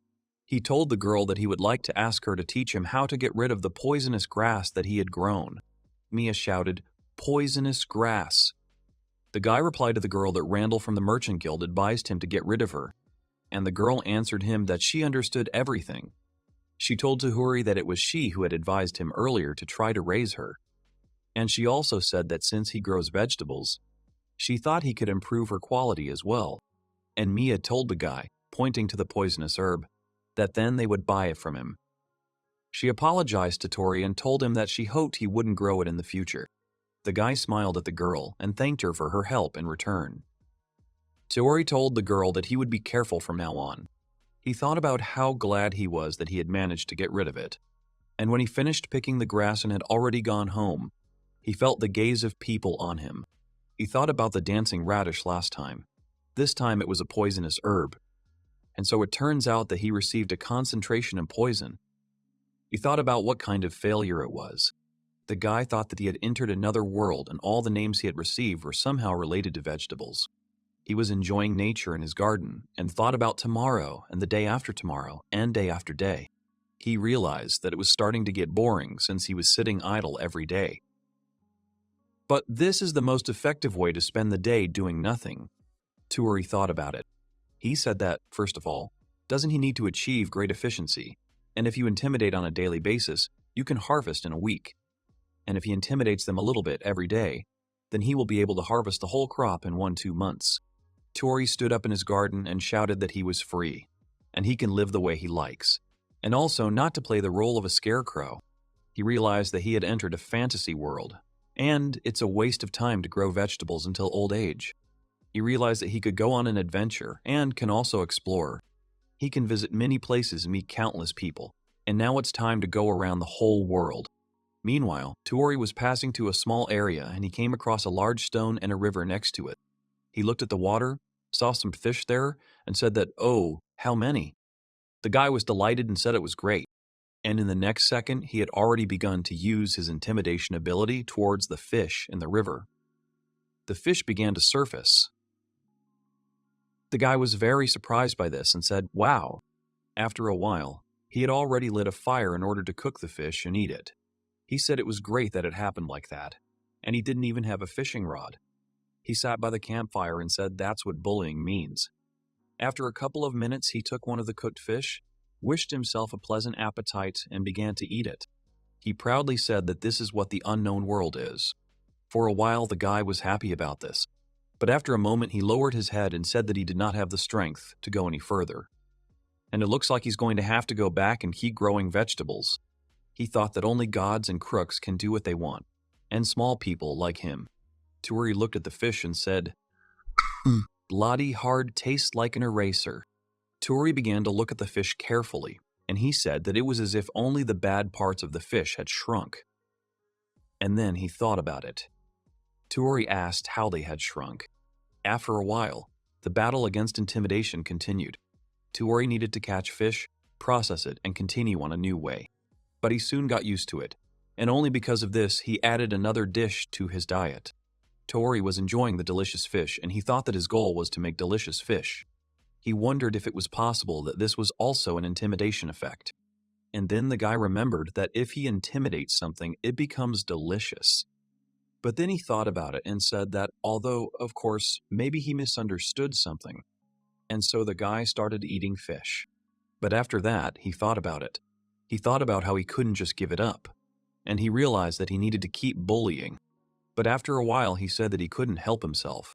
He said that bullying doesn't work after fishing, and no changes after cooking, even when he sprinkled it with terrifying salt. And then Toru thought about whether this could be considered the end of the intimidation effect. He looked at his hand and thought that this was what his power was. After a while, it was already dark outside. He looked at the night sky and thought that it had been going on all night. And it makes no sense for him to worry about monsters, since they are scared off by his effect. He realized that his throat was dry. The guy was only thinking that his throat was dry, and then he jumped off the seat and said, "Dried fish."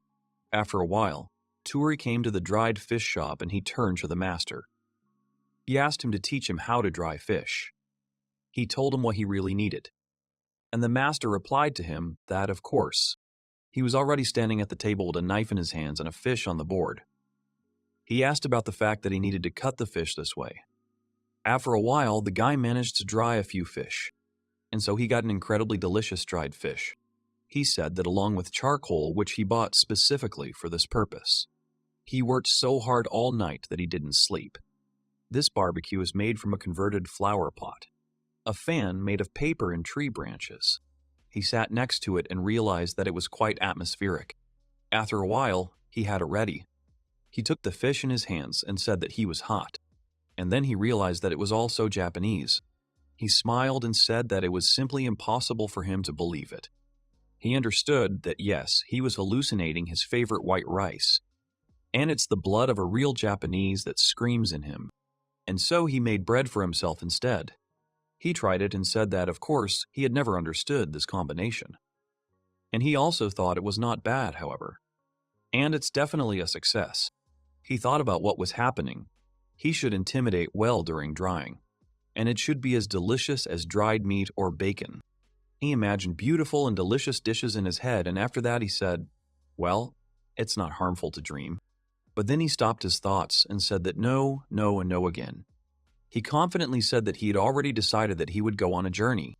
He started to eat and thought about why he cares so much about the food being delicious. He thought that perhaps this was one of the three main desires. But in any case, he understood that he had to give Mia a try. But suddenly, at that moment, a horse galloped right in front of the guy. He was very scared of her, so much so that the fish even fell out of his hands. He looked at her and told her where the horse came from and what she needed from the guy. And at the same moment, a man appeared next to him and apologized to Tori. He said he hadn't met him yet. The man introduced Tori and told him that he was a butler who served the lords of this land, the Hayato family, and his name is Portmouth. He looked the guy in the eyes and addressed him by name. He told him that he needed to talk to him. The guy was very excited about such an unexpected appearance. He asked that this man was a lord. Tori thought that maybe he had done something wrong. Meanwhile, a girl woke up in a large mansion. She turned to Portmouth in her thoughts, and she said she hoped he was okay. After a while, a maid came to the girl who brought her food. She asked the girl if she was ready to eat, but the girl immediately thought about it. She replied to the maid that she had no appetite today. The maid listened to her and told her that yes, she would clean it up. The girl turned to a maid named Emma and she thanked her for it. Emma turned to the girl and she asked her if she was okay. The girl replied that yes, everything was fine. She asked Emma not to worry. She said that there was nothing unusual about this. Meanwhile, Portmouth turned to Tori and told him that he was in the service of the Hayato family, the lords of this land. He said his name was Steward Portmouth. Portmouth said that he wanted to ask him about the fact that he could not sell him the entire harvest from this field. This surprised the guy very much, and he asked Portmouth what he was saying about the whole harvest. The man replied that he knew he was asking for a lot, and naturally he will be happy to pay him more. He asked Tori for this request even more strongly. Tori thought about this suggestion. He replied to the man that he did not object to the sale, but he asked the man to ask why he had such a request. And Portmouth told him that, of course. He said that there was actually a sick young woman in the Lord's family. He said that the girl is usually very easy on the upswing, and on days when she's not healthy, she often doesn't eat a single crumb. However, the other day, he treated her to vegetables from the market. When the girl tasted these vegetables, she told the housekeeper that they were delicious, and she ate even more than usual. And Portmouth told him that's why he decided to stock up on some of these vegetables to make it a little easier for her. And he also thought about the fact that he can only buy them from Tori, and that's why he's there to make that request. Tori thought about it, and he replied to the man that he understood. He thought about the sick girl eating his vegetables, saying they were delicious. She eats a little more than usual, and everyone around her is happy about it too. And he immediately wondered if that shouldn't make him happy too. He thought about how that was the joy of working, wasn't it? He realized what he didn't know because he hadn't had a chance to work properly since he was a former high school student. Tori turned to Portmouth and said that he understood. He also said that if that was the case, he would gladly sell everything to him. And at the same moment, the horse became very excited and began to neigh. Tori got scared and told the man that, oh no, there was another horse. But the man tried to calm the horse down. He told Tori to forgive them. He said that they are usually more calm. But Tori told Portmouth that no, maybe it was him. The guy thought about it. He thought about how animals are very sensitive to bullying. Tori turned to the man and told him that, as long as he carried the vegetables, everything would be fine. He noted that he was not one of those people who could enter his house. Portmouth smiled at him and thanked the guy for it. And he also said that, so then they made a deal. And the vegetables will be handed over tomorrow. After a moment, Tori turned to Portmouth and he told him that here, if he didn't mind. The guy handed the man a bag of dried fish that he had made himself. The man took the bag and, seeing its contents, asked him that it was dried fish. Tori replied that he had cooked it the other day. He offered to take her with him if he wanted to. At that moment, Tori thought that he didn't know if it was suitable for the people of the House of Lords. Portmouth accepted his gift and he thanked the guy for it. And he also said goodbye to Tori and told him, see you tomorrow. Ekways, see you tomorrow. Meanwhile, Portmouth had already arrived at the mansion. He went into the kitchen and turned to Chef Foggs. He told him what about those vegetables. He was able to successfully negotiate. He told him that they would be able to bring everything tomorrow. Portmouth also told Foggs that Mr. Tory had given him some dried fish. He said maybe she would do. The chef asked him again that he had brought dried fish. He said when ordering the sleeves that he hadn't thought about it, but he would try, and he'll see what he can do with it. After a while, Portmouth came to the girl and he put her a plate with dried fish and vegetables. The man told her that this would be her dinner tonight. The girl thanked Portmouth for bringing her food. She looked at the plate and asked the man to tell her what kind of dish it was. Portmouth said it was a delicacy that was made from dried fish that Mr. Tory had given them. He also said that he did not think that she had ever tasted it, but he thought that maybe she might like it. The girl listened carefully to the guy and she said that she was interested in trying dried fish. After a couple of seconds, the girl began to taste what Foggs had prepared for her. Meanwhile, Portmouth was watching the girl closely, hoping that she would like it. Some time later, Tory's garden was used for loading crops for the Lord's family. And at that time, Tory was standing not far from the place where the harvest was loaded. He thought about the fact that he was by no means idle. Tory understood that he would really like to help. But intimidation will make them less effective, and so he decided that it would be more correct to stand and not interfere with anyone. And he also thought that it was better not to provoke the horse too much. Anything can happen. He imagined a kitten and a puppy, and he thought about how difficult it is when animals don't like him. After a while, Portmouth told Tory that he had a good harvest job. And in response to this, Tory turned to Mr. Portmouth. He apologized to the man for being late with the harvest. He told him that he just wanted to grow something fresh for their lady. Mr. Portmouth immediately thanked the guy for his work. He said she was absolutely thrilled. Tory also told the man that, by the way, he doesn't want to speak for himself. Portmouth asked him what it was. The guy answered him by asking if he felt uncomfortable being around him. He suggested the atmosphere, the air. Mr. Portmouth replied that he understood him. The man turned to Tory and told him that he had already heard about it. He also said that besides, he was used to such an atmosphere. At that moment, Tory thought that being the Lord's steward, he must have a lot of experience. And that impressed the guy and the manager. After a while, Tory turned to Mr. Portmouth and he told him that this was it. Portmouth responded by thanking the guy for accepting their offer. The man took the bag of money and told him that here was the payout. He said that he was sure that the lady would be delighted. Tory replied to him with a smile on his face, that he was glad to help him. He thought about how it was a lot of work to harvest, but he understood that it was worth his effort, and he's glad that he's happy. Tory turned to Portmouth and he told him that he was going. But then the man awkwardly said that he remembered something. He turned to Tory and the man asked him if he could wait a minute. He said that he would like to talk to him about something else. Tory, with surprise in his eyes, asked the man what. Portmouth told him that he had served a young girl the dried fish he had given him yesterday, and it was obvious from the girl that she liked everything. He said that she had almost stopped eating fish and meat for a long time, but yesterday she ate it so well, and he told to Tory that it was very pleasant for him. He also asked him that if he didn't mind, he would like to know if he could sell dried fish as well. Tory thought about it. He replied to the man that he understood everything. The guy thoughtfully said that, well, he would be happy to give it to him. However, at the moment he has very little stock. He also told Portmouth that dried fish is difficult to cook because of the hassle associated with fish, and it's a very long time. Portmouth turned to Tory and he asked him that if they prepared the fish, he would be able to process it into dried. The guy thought about it and he said yes. He also clarified that if you add a little effort, he will be able to make many things tastier. He has also already succeeded with vegetables and dry foods. This surprised Portmouth very much. Tory reflected that, well, sometimes it's as simple as a dancing radish, and sometimes it's a real struggle, for example, with dried fish.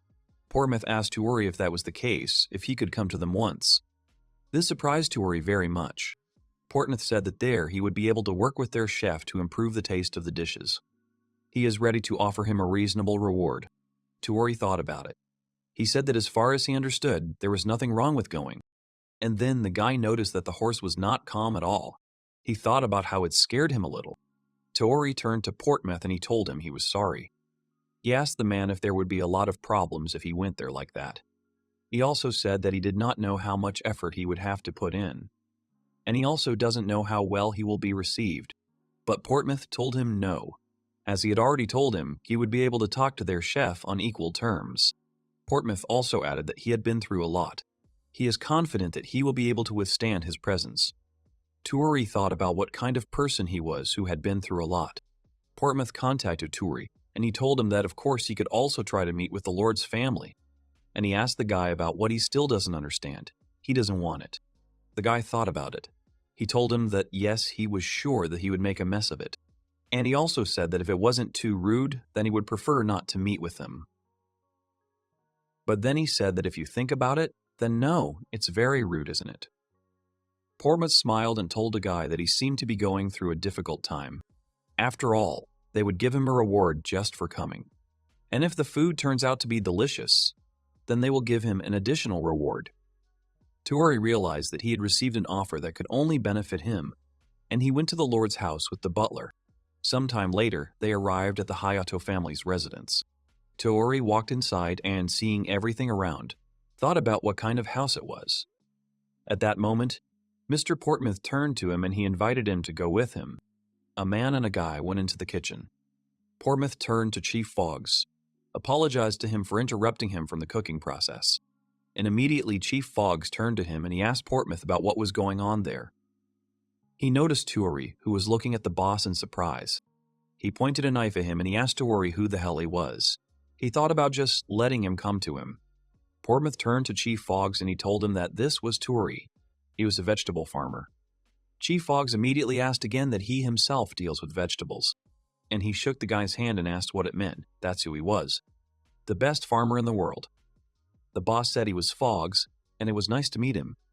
The guy also turned to the boss, and he said that he was a Toru, and he was an adventurer.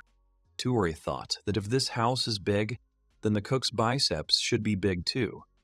Perhaps bullying doesn't work so well for people who are really into it. There are people who are stronger than him, and it makes sense if you think about it that way. And then Chief Foggs turned to Mr. Portmouth.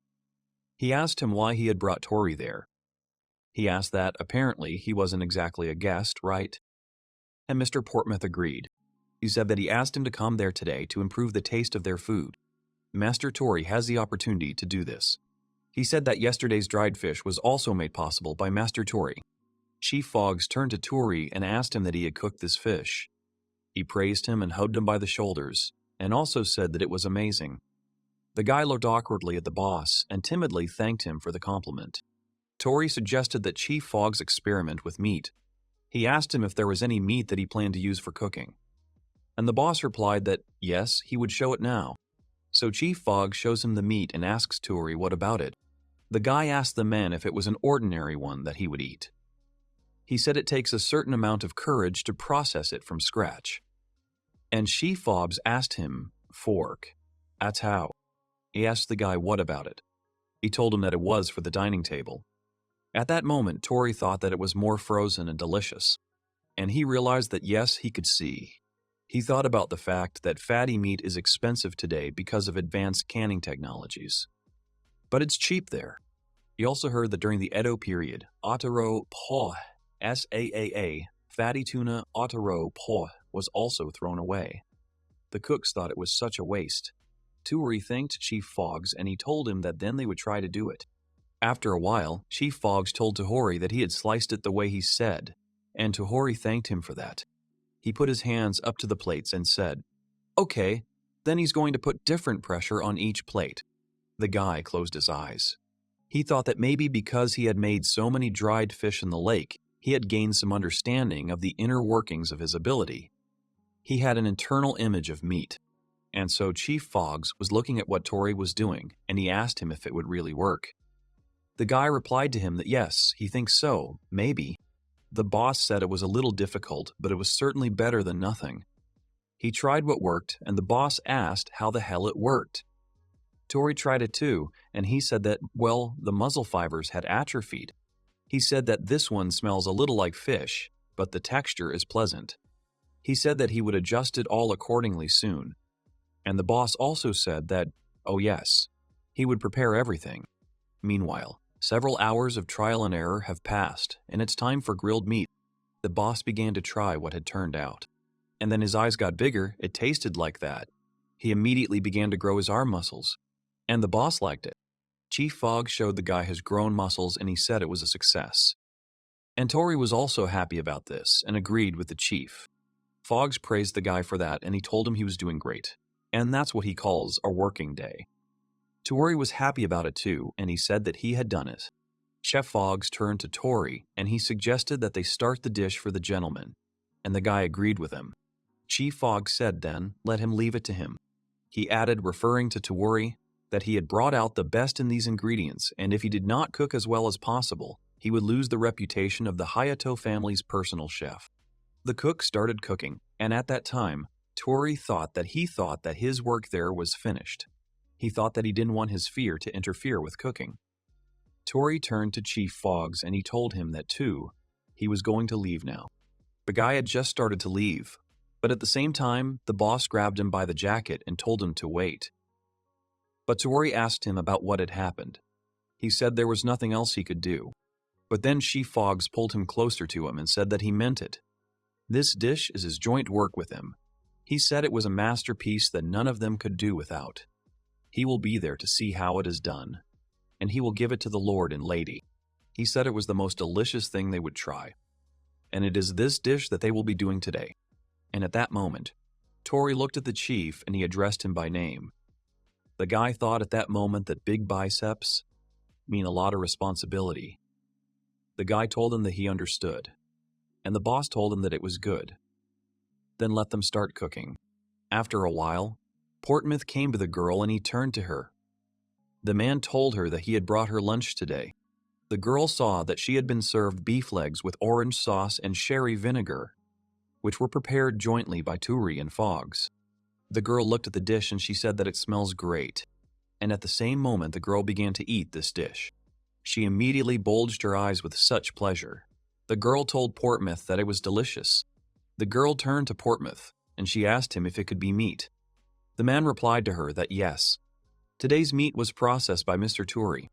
The girl thought about it and she said that even the meat is very tasty and it's strange. She thought about Tori and wondered what kind of person he was. After a while, Portmouth came to the kitchen and he turned to Tori.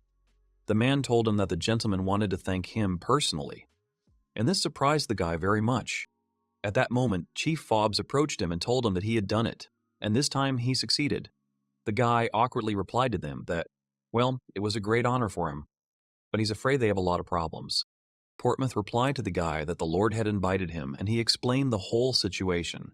He said that if he did not behave suspiciously, then there would be no problems. Tori thought about it and told him that if he insisted, then he agreed. He thought that he was wondering which man would appear as the head of the family. Their cook is such a macho man. After a while, they came to the Lord, who told the guy that he must be Tori. He said he was younger than he thought. And at that moment, Tori thought that he was surprisingly normal, and he shouldn't be rude. The guy bowed to the Lord and he told him that he was pleased to meet him. He said his name was Tori, and he was an adventurer. The Lord asked that he was an adventurer, not a farmer. Tori told him that yes, he grows vegetables, but not a lot, and not so much that he can call himself a farmer, but he is an adventurer. But at that moment, the guy thought that it looked like he was really a farmer. But then the Lord apologized to the guy, and he told him that he thought that if he grows such good vegetables. But then he remembered and said that, but he would also improve the taste of meat. He asked the guy what it meant that he was a cook. Tori immediately thought about what the Lord had noticed very well. Tori replied to the Lord about being an adventurer. He thought, no, he's an adventurer.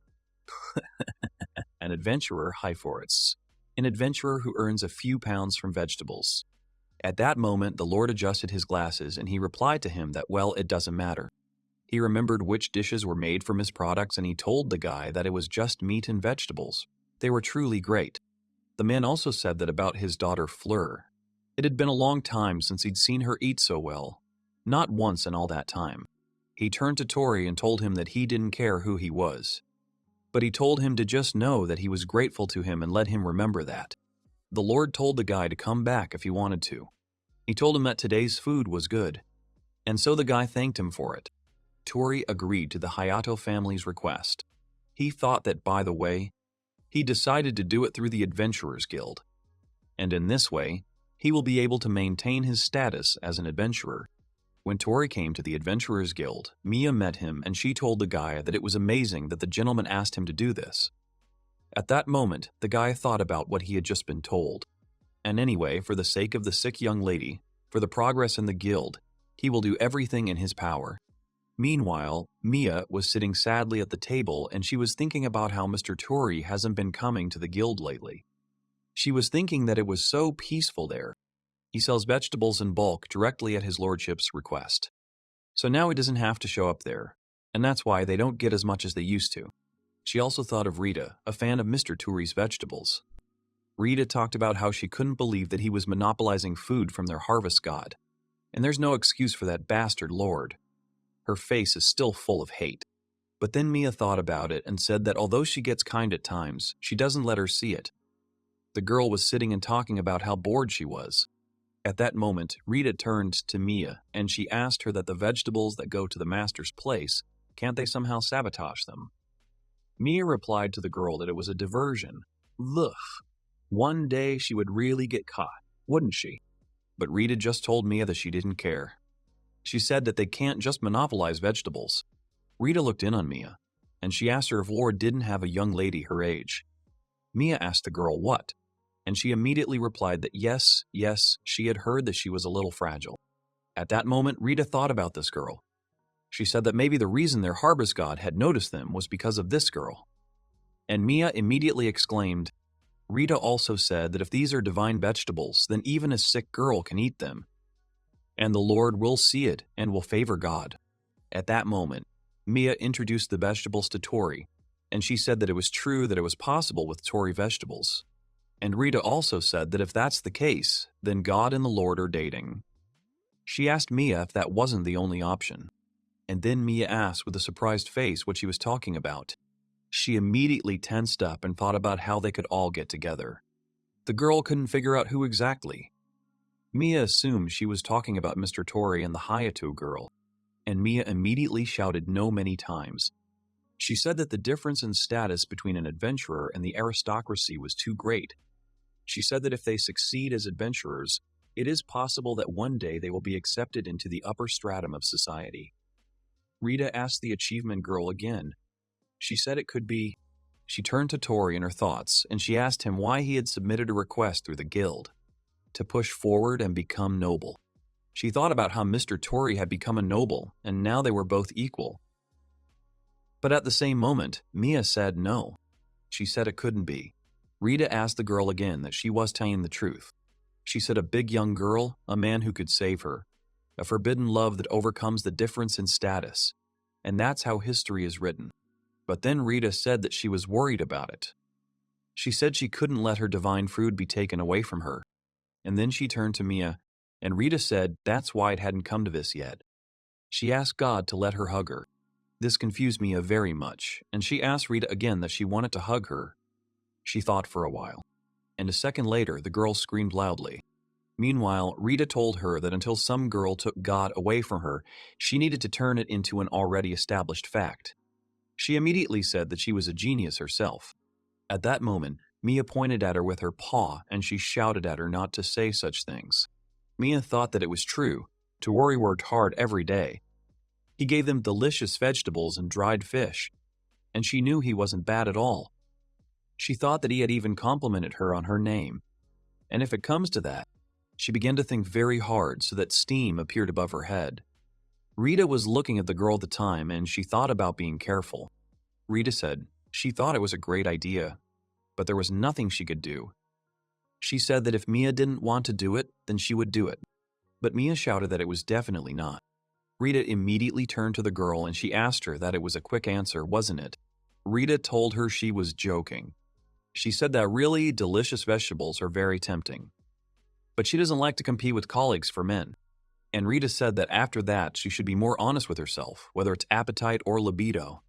And this confused Mia very much. Meanwhile, Tori was working on his land. It's been a month since he started receiving orders from the Hayat. At first they asked him once a week, but now he walks every 3 days. He thought about how he had improved his bullying skills and as a result, the quality of the products had stabilized.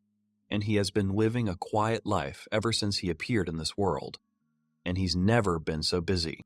The guy was pulling up after work, and he thought that this assignment gave him a sense of balance in his life. And he has free money, but he doesn't go to the guild as often as he used to. He remembered Mia and he realized that he missed her smile. He also misses her pause. He thought about what he would like to give her as a gift or something like that. He imagined a dancing radish who asked him what about her. But Tori thought that there was clearly no time for dancing radishes right now. He thought that a person who gives vegetables as a gift would look strange. And even he sees that it's a little different. But at the same moment, Tori thought about it. He repeated no several times. He said that now is not the time for depression. The guy understood that there are people who will be happy with his vegetables, including Miss. He said he had to meet their expectations. But then the guy heard someone call out to him. He turned back and saw Mr. Portmouth there. The guy turned to him and he asked him about what it was. The man wished Tori a good evening. Tori asked him what was going on. He said he thought the next delivery would be tomorrow. Tori asked him that Miss wanted to see him. The guy was very tense. He asked her if she was okay. The man replied to the guy that no, it's true. He told him that she wanted to see him. This surprised Tori very much, and he asked Portmouth why she wanted to see him again. He said he was just a vegetable farmer. Portmouth thought about it. He told the guy that he didn't want to push him, but then he asked him about what he had for dinner last night. Tori thought about it. He talked about how he cooked a dish using a bacon prototype, namely German potatoes with bacon. He said it was quite difficult because he had a lot to try. But in the end, he was satisfied with the result. He remembered this taste, and the guy with a smile on his face said that it was delicious. Portmouth also told him that this was exactly why she wanted to see him. The guy asked him, in surprise, what? People need a lot of things to live. In particular, food is very important. Without food, people will die. However, it's too tasteless to just fill your stomach. And that's why people cook it and enjoy its taste. But this young lady's weak body, she just didn't have time to enjoy her meal. And just at that moment, Master Tori appeared. Portmouth reached out to Tori, and he told him that his power improved the food, and he gave their mistress back the joy of eating. Therefore, it is not surprising that she would like to meet him and thank him. He asked the guy if there was anything strange about it, and then Tori thought about it, and he replied to Mr. Portmouth that he understood everything. He understood that he had produced these vegetables, and it was the farmer's duty to advertise his product. And although he does not consider himself a farmer, Tori reached out to Mr. Portmouth and he told him that he understood and he would be careful not to be rude. Mr. Portmouth thanked Tori for this, and he also told him that he would be waiting for him tomorrow. At that moment, the guy thought about the fact that, however, he could not go empty-handed, and he needs to prepare some gifts. After a while, Tori joined the Merchant Guild. There he asked Mr. Rendell if he had any good gifts for him. Rendell told him that he was as sharp as ever. He went to the boxes and said that, but if you think about it, he is just what he needs. He put a gift on the table and he told Tori that it was a bookmark made of a flower called a snowbell. And he also added that they say that the girl is sickly and tries not to leave the house. He thought that she would appreciate something like that. At that moment, Tori thought about it. He thought that Fleur seemed to be reading books, so this might be a good fit. The guy also asked that, by the way, these flowers are expensive. The man replied that no, they were not expensive. He said that they are not particularly rare even in the cold north. It's just that this flower has some interesting characteristics. He said that the petals of the snowbell are tightly closed when it is in the bud. But when they open, they make a sound that looks like a bell, and the sound just depends on the environment. It is higher in cold places and lower in warm ones. He also said that in this sense, some people call it a white flower, which emits 7 different colored sounds. And there is a well-known story about the snowbell. He told that the famous adventurer got lost in the snowy mountains. And at that time, he was lucky enough to find a snowbell. The snowbells were opening at dawn, and following their sound, he was able to descend the mountain. And the man said that since then he has become a symbol. This is a flower that wishes for recovery after war and illness. Snowdrops are known as flowers for wishing recovery from wounds and illnesses. Tori told the man that it was a good choice for Miss Fleur. He said he would take this bookmark, but then he thought about it and asked to wait. He thought that vegetables and flowers are plants after all. The guy turned to Mr. Rendell and he asked him if he could have a few words with him. After a while, Tori came back to the Lord's mansion. He thought about how he had cleaned his clothes and shoes of dirt. He also prepared a gift, and he thought that was a good thing. So, when Tori decided to come in, he knocked on the door of Fleur's room. He apologized to the girl, but she told him to come in. The girl told the guy that she was glad to meet him, but Fleur asked her to forgive her for her appearance. She introduced herself to the guy, and the girl said that she was Fleur Hayato. She was the eldest daughter of the Hayato family.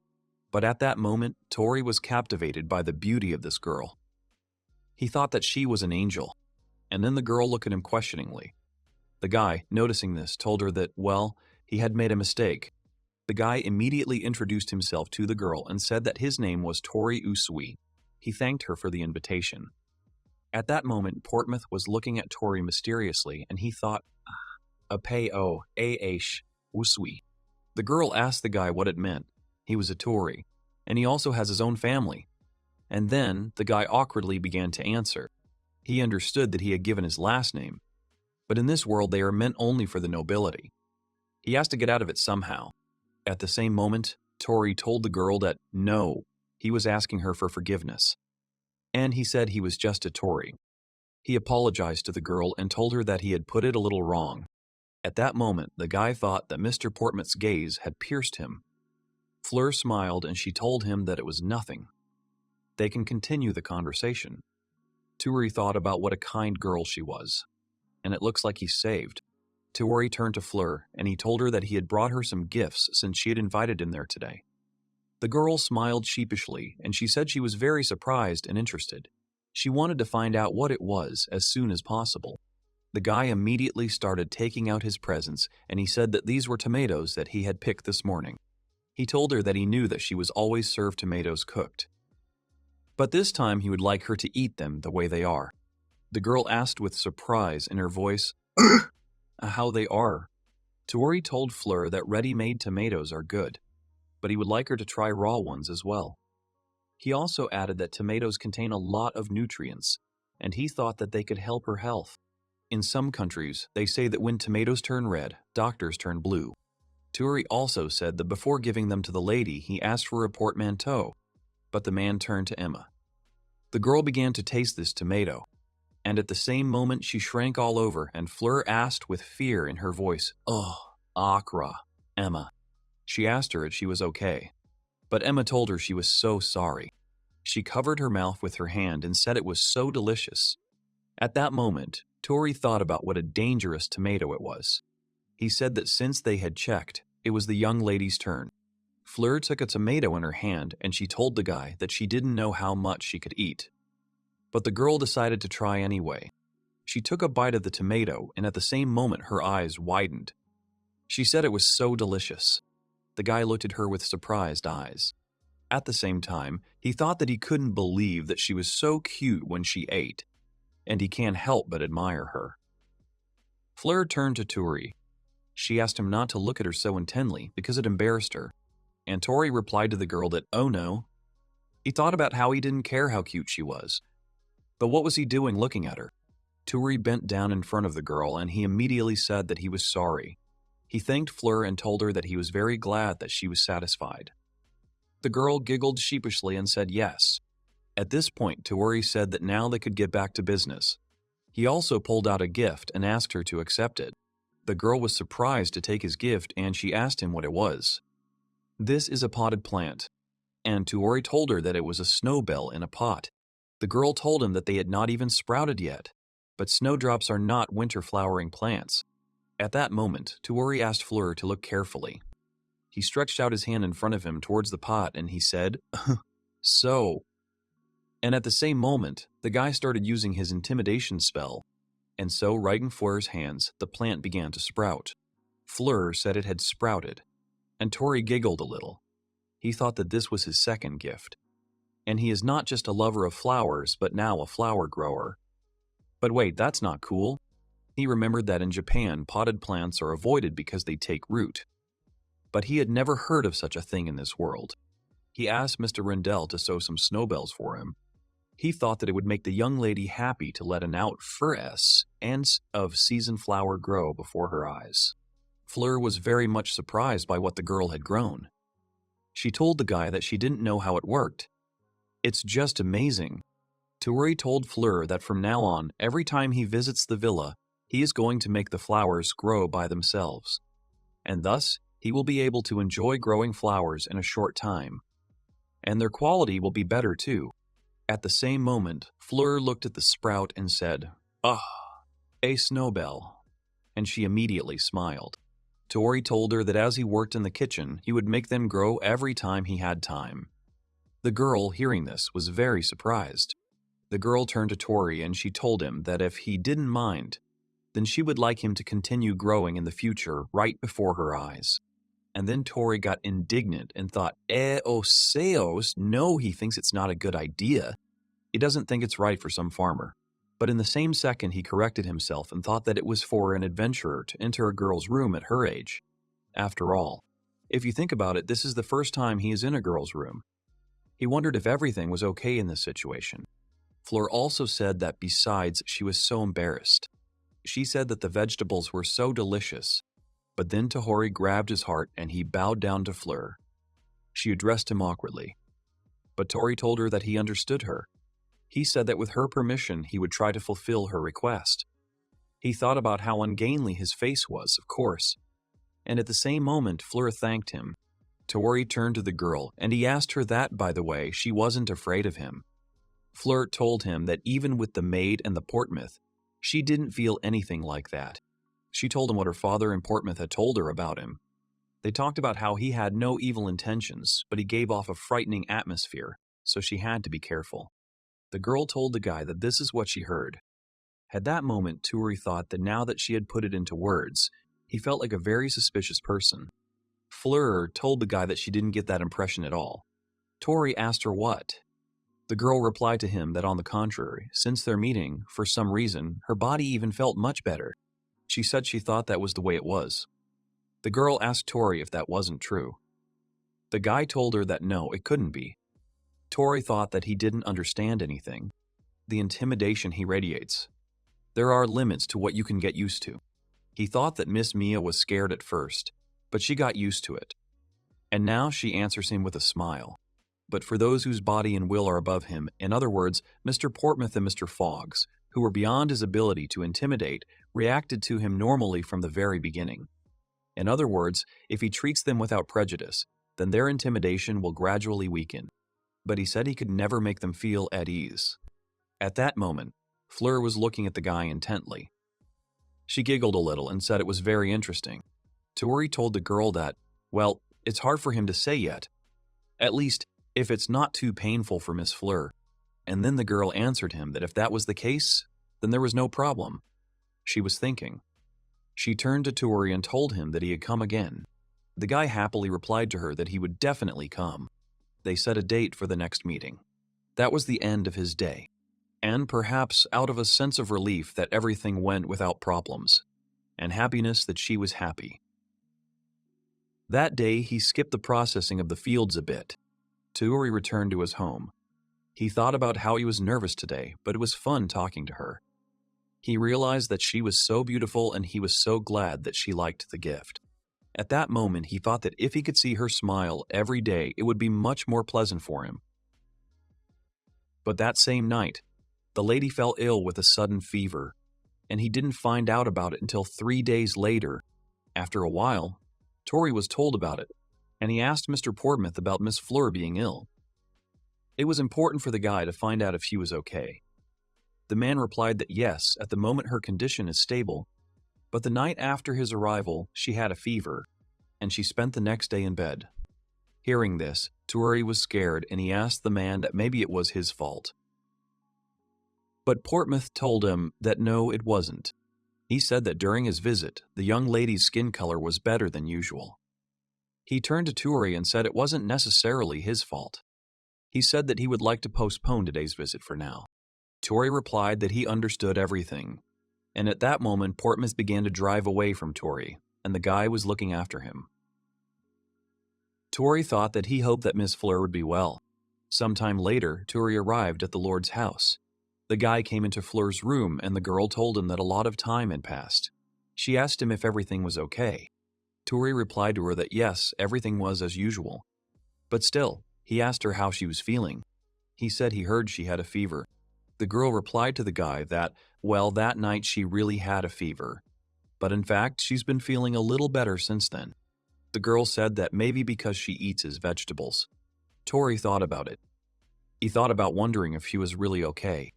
He stayed with her for about 10 minutes that day, then helped her cook dinner and went home.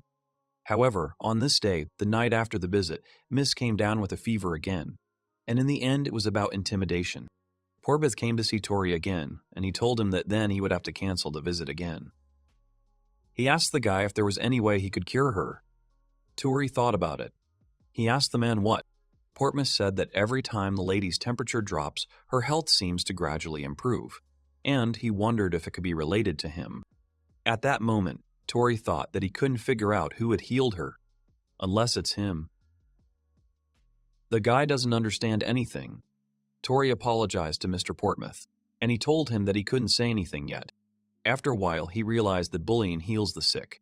But how is this possible? His essential skill is intimidation, and he learned to control it quite accurately by farming and producing fish. And it's the ability to be intimidating for a specific purpose. But at best, he has learned to regulate its intensity. All he does is scare the plant and have a few conversations. And if so, can his skill scare the thing that causes the disease? Although he understood that he couldn't be sure without knowing the details about Fleur's illness, he wondered if it was possible to intimidate the disease. He'll try and talk to Portmith about it. He asked him to arrange a meeting with the Lord and the lady's doctor to explain the situation. After a while, Tawari came to the Lord's house for a conversation. And so the Lord listened to him, and he said that he understood everything. The lady's body is weak, but besides the disease, there are forces in her that are able to resist this. And as a result, there is a struggle. Perhaps the demon often wins. Therefore, if they weaken the forces of the disease, they will be able to win. The Lord went to the doctor and he asked him what his opinion was as a doctor. The doctor said that the reason why restorative magic does not work on diseases is because it restores the disease itself. However, if there is an obvious cause of the disease, then you can extinguish it, as in the case of antidote magic. But these are only a few cases. And if Tori is able to weaken some of the power of the disease, then he would not be able to use his powers on him. Tori asked the doctor directly, and he told him that yes. Tori thought that he hadn't used his intimidation on anyone yet, but he had to try. And at the same moment, Tori told the doctor that he would do it. He held out his hand in front of him and said that he was starting. But then the doctor's face twisted. Tori was scared by this, and he asked him if he was okay. The doctor told him that he was fine, but he was doing it with full force. Tori told him that no, he was much stronger when things were serious. The doctor asked what. He told the guy that he was fine, and he said he just wanted to make sure he knew his limits. And Tori told him that yes. Okay, then he starts. Tori began to use intimidation towards the doctor. He immediately started screaming in pain, and after a while, his eyes started to close. And after a moment, the doctor fell down. Tori tensed and thought that he had killed him. He immediately ran to the doctor, and he asked him if he was okay. The doctor told him that yes, he was fine. Tori thought that thank God he was alive. The doctor adjusted his glasses and said that it was a huge force. He asked the guy that he could also direct her to the mistress. But the guy thought that it was a bit wrong. Tori gave his hand to the doctor, and he told him that he was directing this force only against the disease, not against Miss. And of course, they will increase the pressure as the process progresses. As is the case with so-called medicines. The doctor told Tori that everything was fine, and he asked Tori if it could really be activated only against the disease. The guy replied that yes, definitely. The doctor told him that if that was the case. But Tori told them all that he couldn't say for sure that he could, and so he would like to know his opinion and ask for help. At that moment, Portmith turned to Mr. Tori. He asked him if it wasn't a dangerous idea, after learning the reaction of their doctor. But then the Lord turned to Portmith and he asked him not to say such a thing. The man agreed with him. Mr. Richard has been thinking about this for a very long time when it comes to his daughter's health, and that it can be fatal. It's natural for him to be upset. Mr. Richard said he understood. He decided to see how it would go, and they will do it all gradually. Richard reached out to Tori and he asked him if he could ask him for a favor. The guy replied that he was. He said that he treats this with extreme caution, and he will definitely find a way to cure Miss. They had already arrived at Fleur's room. Tori said that's when they start the treatment. Miss Fleur told him that yes, please. But the guy said that doesn't mean they're going to do anything special. And Fleur offered to talk to him then. She said she wanted to hear Tori's story. The guy said that then he would start with the story he knew. He's going to talk about Japan, of course, but not about my student life, which was boring in many ways. And he talked about films and cartoons as well as organizations of famous origins, and also about the references. As a sample, he took a story about an adventurer hunting dragons. He tried to tell a story based on a popular game, but it was difficult, so he took the novel as a basis. And Mrs. Eyes lit up and she listened to him very attentively. He barely made it to the scheduled time. He never thought that he would talk about some fantasy like this. And it was a really interesting experience. For an amateur storyteller, he would even say, well, Miss Fleur listened to him attentively and she told him that, oh, how interesting it was. And she is looking forward to continuing. And the guy answered her, oh, yes. He visited her later. He had heard that she had a fever again last time. They discussed whether it was worth continuing the treatment at the usual pace because now she was in bed longer. But, as Miss wanted, they scheduled the intimidation for the same time as last time. When Tori arrived, Fleur happily told him that she had been waiting for him. The guy was also happy about what he heard, and he asked her for forgiveness for waiting. He thought she looked much better than he had expected. He wondered if the effects of bullying were beginning to show, but he does not think that it is possible to achieve an effect in such a short time. He thought about that, but anyway, he's glad she's feeling better. Fleur told the guy that she had been waiting for him for so long. She asked him to tell her about the continuation of their story. The guy replied to her that yes, of course. But he thought about what a pleasant smell it was. Tori turned to the girl and he asked her not to worry so much in anticipation. The girl replied that she was very sorry. The girl turned to Tori and she told him that she would be interested to know what happened next. At that moment, Tori thought that he felt like a babysitter. And if he had a sister, she would be the same. Tori decided to continue his story. Portsmouth turned to the girl and he told her that he thought it was time. The girl asked him again that it was already time. The girl told him that yes, it was true. She said she was a little tired and if they didn't mind. They didn't mind for mine. At that moment, Tori wondered if she was all right. He has some kind of bad feeling. Meanwhile, 3 days have passed. Portsmouth turned to Tori and he told him that Miss had already woken up. But she's still in bed. And this surprised the guy very much. He thought that her feeling of fear had not overcome her anus at all, but no. If she has a fever, it means that the intimidation itself should work. But if she had been in bed for so long, then something had gone wrong. And at the same moment, Tori turned to the man and he told him that they should stop the treatment. Portsmouth replied that no, the lady insisted. So today he would ask him to do it again. But Tori told him no. But Portsmouth told him it was a request. And Tori agreed with him, saying, oh God, good. Meanwhile, Tori arrived at the Lord's house.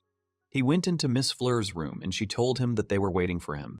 The guy wished the girl a good day. He thought about how she didn't look so bad. Fleur asked him what he wanted to talk about today. He was going to tell her about what had happened during those days, where they left off. But at that moment, Tori thought that no, she was definitely acting strangely. She was always firm in her answers. Tori turned to Miss Fleur.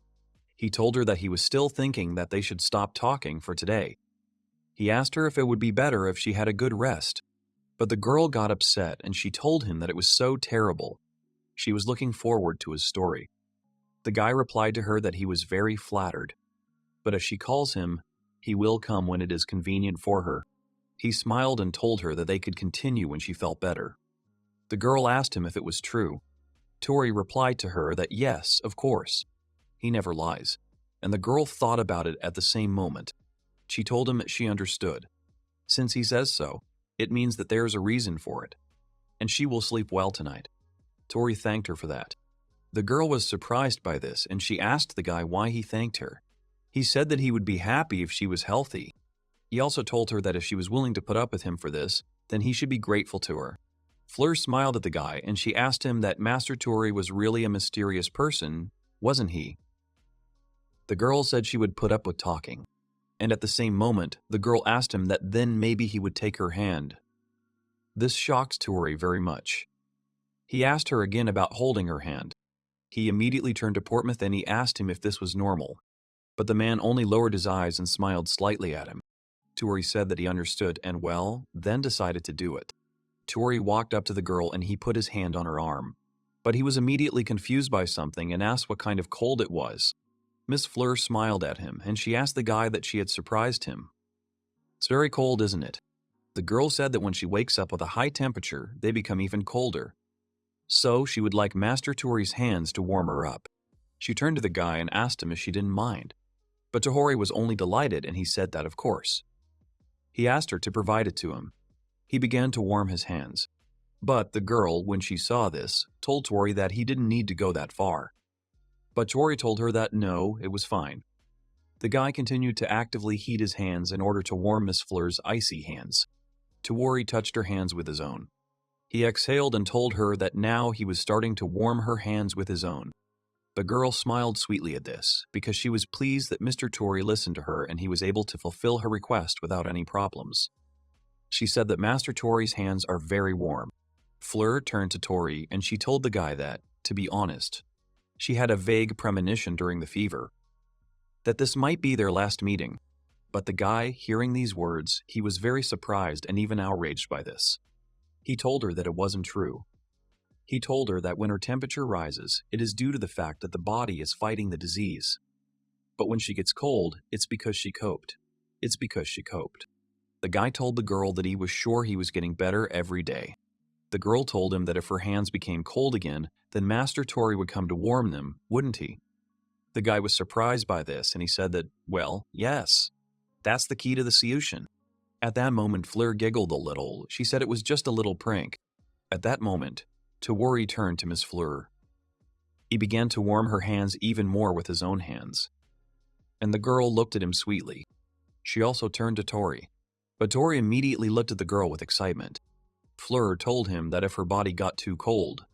At that moment, Tori was watching the small, trembling hand.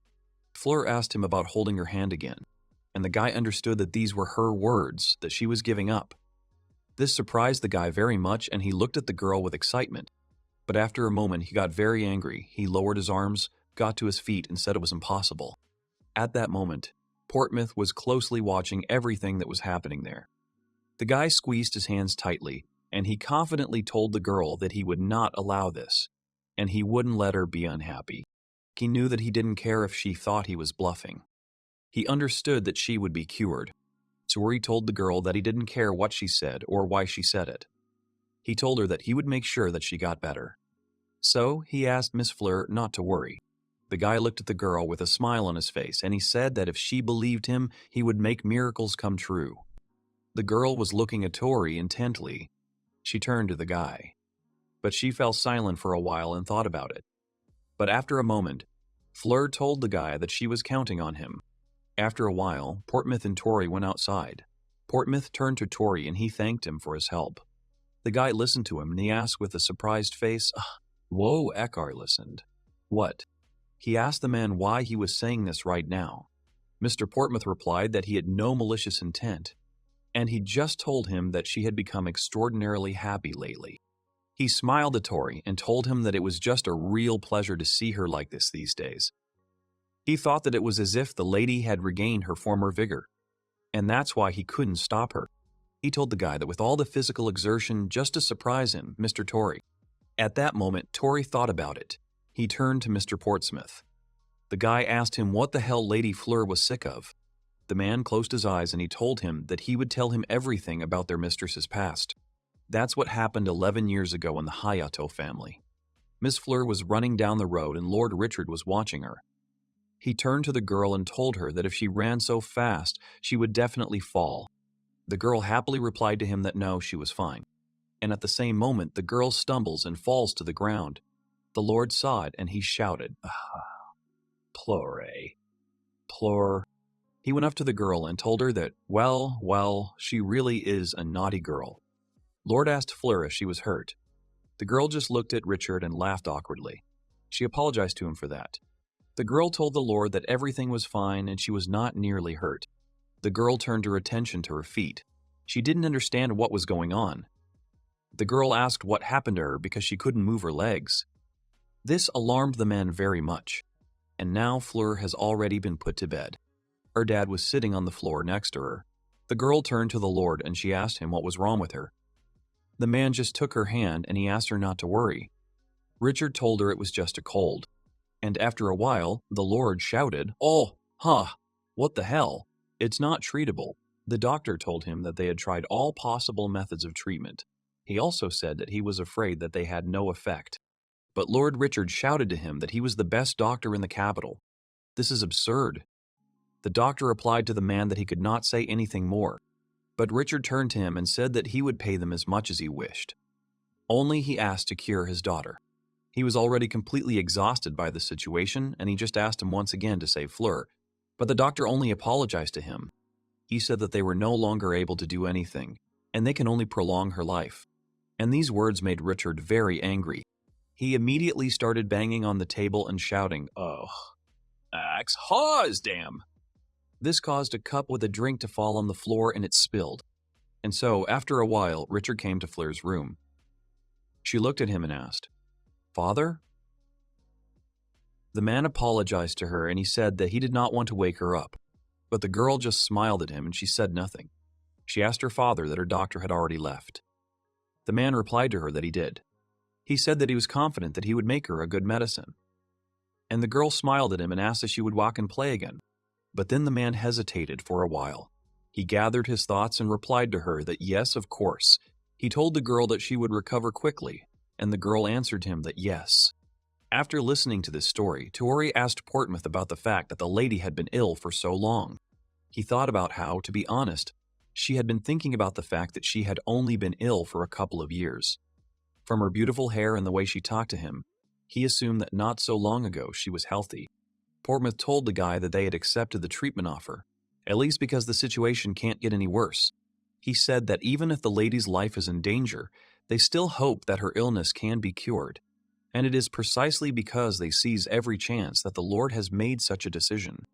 He said that the lady had done her best today, and before she met Master Toru, she put on a lot of makeup to deceive him about the color of her skin. And during the meeting with him, she behaved emphatically correctly. At that moment, Toru wondered if it was the sweet smell of cosmetics. Portsmouth said he couldn't stop her. He said that the way she talks to him is just like old times. He was thrilled to see her like this again.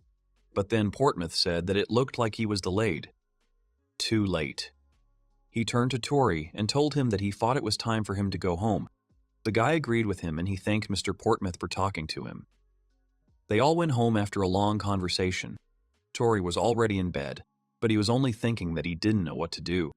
The guy realized that it was certainly his fault that the young lady's health deteriorated so quickly. He misjudged her medical history and assumed that everything would be easier. He realized that he should have spent more time. If your health has been gradually deteriorating for more than a decade, then you need to spend more time on its recovery. He lay there and said that his overconfidence in the effect of intimidation was all his fault. He thought about what a fool he was. But he knew he needed to cool down a little. The guy went outside to get some air and take a walk. The nights in this city are much darker than in Japan. And his eyes weren't used to it yet. He could barely see his feet. The streetlights are out at this hour. And this is a good time for reflection. But then the guy saw someone in front of him. It was Mia, who, when she saw the guy, asked him that it was him, Toru. The guy was surprised that he saw the girl, and he asked her, "Oh, hack, Mia." He asked the girl what she was doing at such an hour. The girl told him that she had to say it. She was at work. The girl turned to Toru and she asked him about what he was doing there at such an hour. The guy immediately hesitated, and he did not know how to answer this question correctly, and the girl at that moment was looking at him attentively and waiting for an answer from him. She turned to Toru. She asked him if he would like to walk with her for a while.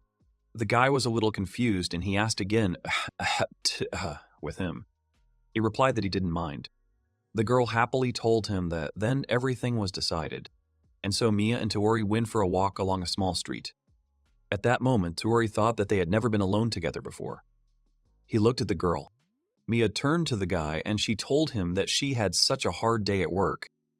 She thought she would have to stay the night. The girl said that Rita took care of the rest.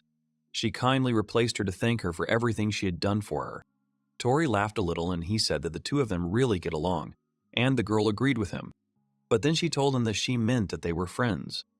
She asked Tori about what had happened to him. The girl told him that he looked very tired, and the guy immediately asked her again, "He really looks tired?" The guy agreed with her and he said yes. It looks like it. Maybe he was really tired, but at that moment he thought about why he couldn't talk about it with her. Tori apologized to the girl and said that it was okay. She might forget. And the girl immediately looked at the guy questioningly. Mia looked at the sky and she told the guy that the moon was beautiful today. The guy agreed with her and he said that this was indeed the case. In response, the girl smiled at him. Mia said that the profession of an adventurer is sometimes deadly. She said that's why everyone in the guild is so violent. There are times when adventurers come together as a whole. She asked Tori if he knew about it. Tori asked her in what way. The girl told him that when they eat delicious vegetables together, they bring a smile to everyone's face. She asked him about that, and yet it's sad, isn't it? The girl told him with a smile on her face that the man who brought them happiness had his face. Tori turned to Mia, but the girl replied to him that they were forbidden to meddle in the affairs of adventurers, and she won't ask for details. She's just a secretary at the Adventurers Guild, but the girl told him that now she is just Mia who lives in this house. And that's why she only wants to say one thing. Mia turned to Tori and she wished him luck. The guy thanked her for that. But then Tori turned to Mia. He apologized to the girl and told her that she had to run. Mia smiled at the guy, and she told him that of course they would see each other at the guild. And so Tori ran very fast to the houses. He remembered that he had promised the girl that he would save her, and he wasn't lying at all when he said that. Then, he has only one thing to do: to find out the possibilities of intimidation himself. He understood that Fleur's condition had changed because of his intimidation. But that's not because he was intimidating, but because he can't control it. The virus, weakened by his bullying, regains its strength when he leaves. And this is the main reason for the girl's decline in strength. In other words, someone or something besides him is keeping her under pressure. And if only he could be with her 24 hours a day, 7 days a week. It's almost impossible. He understood that, first of all, unless Fleur's condition was incredibly severe, she probably wouldn't want to let a suspicious person like him into her room. And he's just a high school student. Just an adventurer in the city. The guy understood that Fleur believed in him, and then he will try to match it. The first thing he did was a tomato. Overripe tomatoes are slimy inside, and to be honest, they don't taste very good. He thought that he would be able to intimidate the virus by acting on it in stages. He asked Portmouth to let Fleur eat them as they were. But it didn't work. And apparently you can't make plants intimidating. Tori did not understand. If food does not help, then what to do? Meanwhile, Portmouth came to Fleur and he gave her a gift from Tori. The girl immediately asked him what the bookmark was.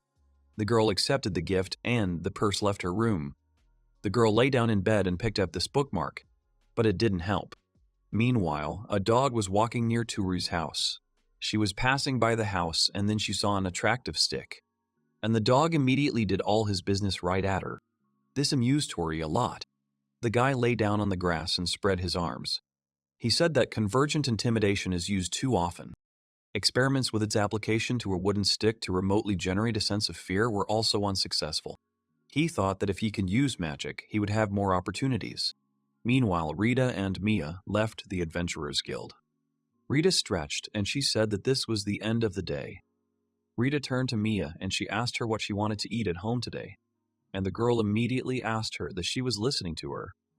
Mia didn't answer her questions, and Rita asked her what she was staring at. Mia told her no, she was just stinking. Well, it doesn't matter. Rita told her that anyway, the moon is so bright today, and thanks to her, she looks great even at night. Mia called out to Rita. Mia turned to Rita and she asked her if she thought there was a god in this world. Rita thought about this question. She asked the girl what it was, talking about religion. Mia told her that no, it wasn't. Mia asked her that if there is a God, then perhaps he listens to the requests of people who are trying very hard. Rita asked her not to be stupid. She told Mia that if that was the case, then she must be the richest person on the continent. Well, it's just ridiculous. She said that instead of a fictional being who gives her nothing, she has a Tory who gives her vegetables. That's right. Rita said that at first she thought he was boring. And Mia laughed about it, agreeing with her. She said it was true, and Rita told her that she was right. She said that if there really is a God, as she says, then of course he will be watching. Because the moon is so beautiful. Meanwhile, Tohori stood alone in the forest. He had heard that the jewelry he had bought with all his money was a kind of magical tool containing magical power. He doesn't know the source of their frightening power. It must be something close to soul energy magic. And if he doesn't succeed, then he won't be able to do anything. He thought about the Dark Knight talking to him. He asked himself in his mind what he was trying so desperately to do. She's a stranger to him. And the guy seemed to answer that she was glad of the snowbell that he gave her. She said his vegetables were delicious. And she listened to his stories with a smile on her face. And he understood that this smile was not fake. And of course, this does not mean that he will establish a deep connection with the girl he has just met. It's just show-off, complacency, and selfishness. He has only one wish. Even if he has to spend all the power he has accumulated, he understood that he wanted to see her smile again. He prayed that he would be given the strength to be with her, and the strength to help his precious friend. And at the same moment, some kind of force appeared right in front of him and flashed with a bright flash. It was an enhancement of internal skills. He has had an evolution of bullying and an improvement in bullying. Tori was looking up and he said that this light, and suddenly a status menu appeared right in front of him. He read everything that was written there. And at the same moment he thanked God for it. He lay down on the ground and said what he thinks he can handle, maybe. And so the guy got the skill of directed intimidation. He took a small stick. I looked at her and said it was good. And the guy immediately swung this stick. Tori threw her so that she got stuck in a tree. The animals that were standing near this tree ran away in fear. Tori looked at it, and he said that this is what it is. A new unique skill. And at that moment, he remembered something. Tori said that, by the way, precious stones. The guy took one of them, and he said that he couldn't reuse them. The guy immediately exhaled and laughed a little. And at the same moment, Tori swung and threw this precious stone into the lake that was next to him. He shouted that they were useless now.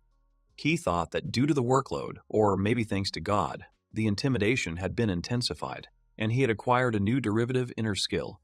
New skills are bullying, wedge, and disease, intimidation. And that's what was in the memo of the helper angel. He's got a whole new improvement, intimidation. The canonical development of intimidation is what it is. It's a symbol, not a level. It's weird. While the angel said that in any case, the effect of skills based on intimidation has increased, as has the effect of intimidation has increased, as has the effect of intimidation itself.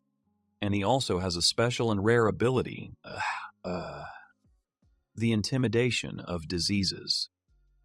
If you reduce the activity of the disease below a certain level by constant intimidation, then you can slow down and suppress its progression.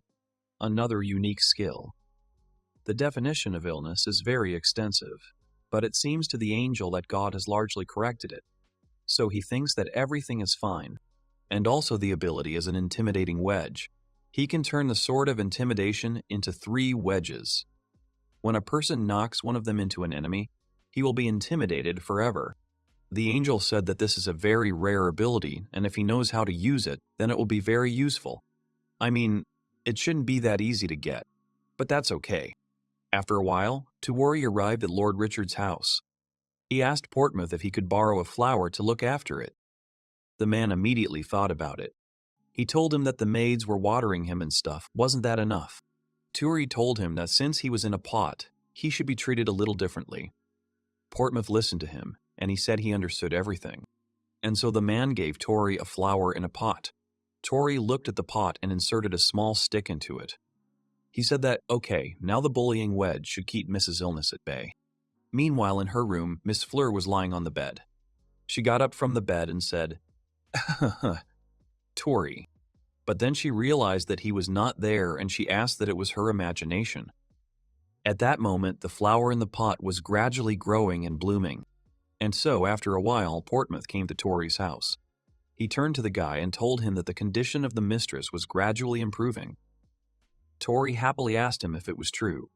He sat down on the ground and let out a sigh of relief. The man said that he thought it was nice to hear that he had made progress. Portsmouth turned to Tori and he told him that he knew Master Tori had to do something. The guy told him that no, he just happened to do something. But Portsmouth told him no, it wasn't a coincidence. Portsmouth turned to Tori and he told him that he was very glad that he had asked him about it. Tori held out his hand and the guy turned to Portsmouth. The man told Tahuri that the lady would like to see him. He said that he was afraid that it would no longer be possible today, but she would be glad to see him later. Tahuri told him that, of course, he has no reason to refuse. Meanwhile, another week has passed. Tahuri arrived at Lord Richard's family home. The guy came up to Miss Fleur's room and he knocked on her door and also said that he was the one who came. The girl told him that he could go. The girl smiled at Tori as soon as he entered the room. The girl turned to the guy. She told him that they had not seen each other for a long time. She also said that it was the second time they had said hello. At that time, Tahuri was looking at the girl and he thought she was an angel. Fleur told the guy that he was saying the same thing as when they first met, and this surprised the guy very much.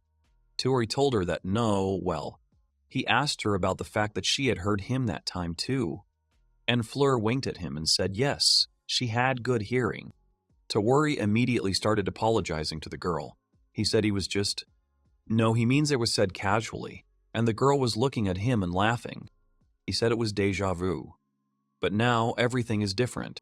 He thought that her previously white skin looked noticeably better, and a natural blush appeared on the cheeks, and the hair reflects more light than before. He thought that her golden hair seemed to have a real angelic halo, and even with an untrained eye, it was clear that she was on the road to recovery. Tahuri turned to Fleur and he asked her how she was feeling. The girl replied to the guy that she was fine. She immediately showed her hands and asked Tahuri to take a look. Fleur told him that she could even beat their chef right now. Tori laughed about it and he told her that she was full of energy. The guy told her that if she defeated the chef, then there would be no one to cook, and he wants her to enjoy his vegetables, so he asked her to keep her fists to herself. The girl smiled at him and she told Tahuri that yes, it would be a pity to lose such an opportunity. The girl said that if only it were possible, she would like to have dinner with her father, mother, and Tahuri one day. The guy, hearing this, was very happy. He replied to the girl that yes, he would get direct feedback about his vegetables and he could reflect on what he grows. He said that it would be great. Fleur smiled at the guy and she asked him if he liked his job, didn't she? The guy thought about it and he replied to her that, well, you can say that. He told her that he likes it because he sees the results. Fleur turned to the guy and she told him that she would like to introduce him to her mother. Tori was embarrassed and he asked the girl to wait. He thought about the fact that the Lord, his wife, and his beloved daughter were in one place. The guy said that he would learn table manners for now. At that moment, Fleur looked at Tori questioningly.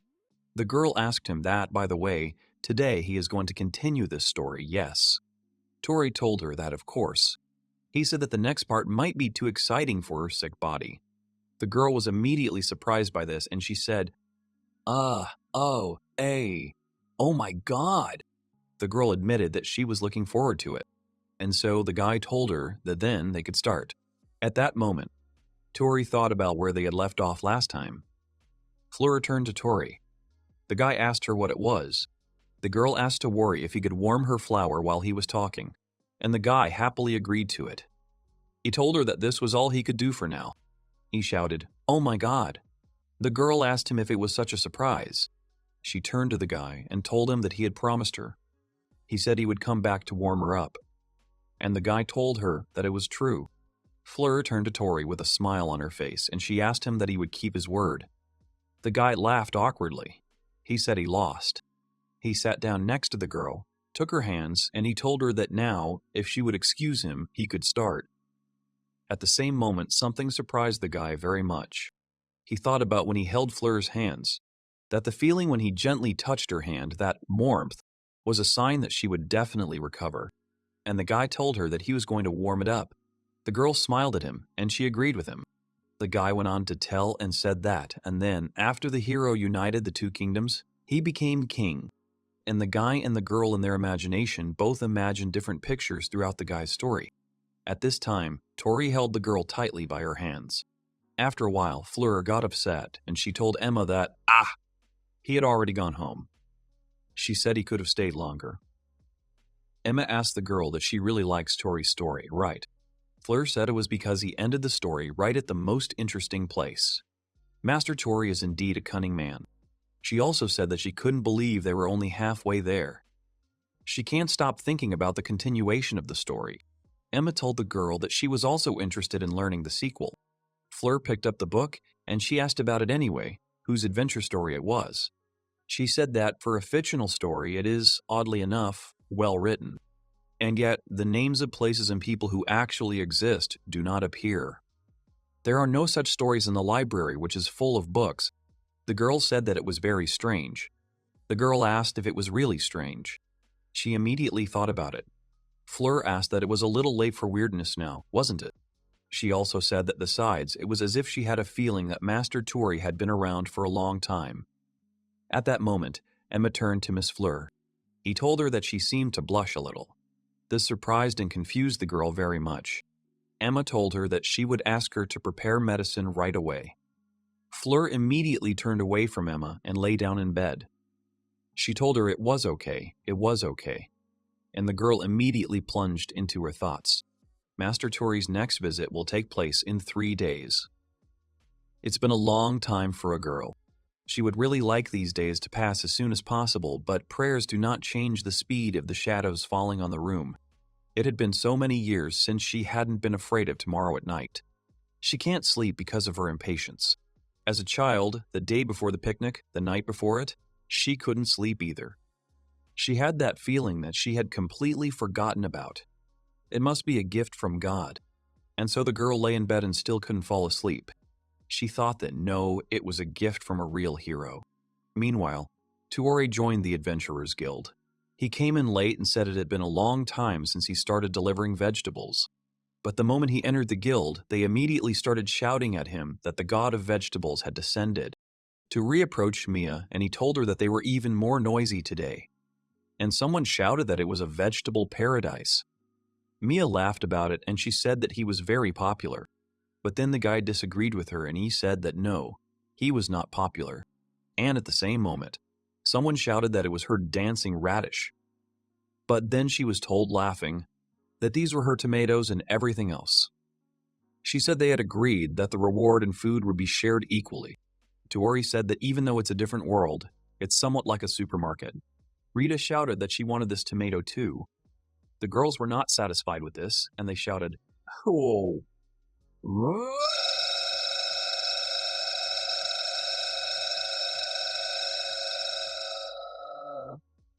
Rita.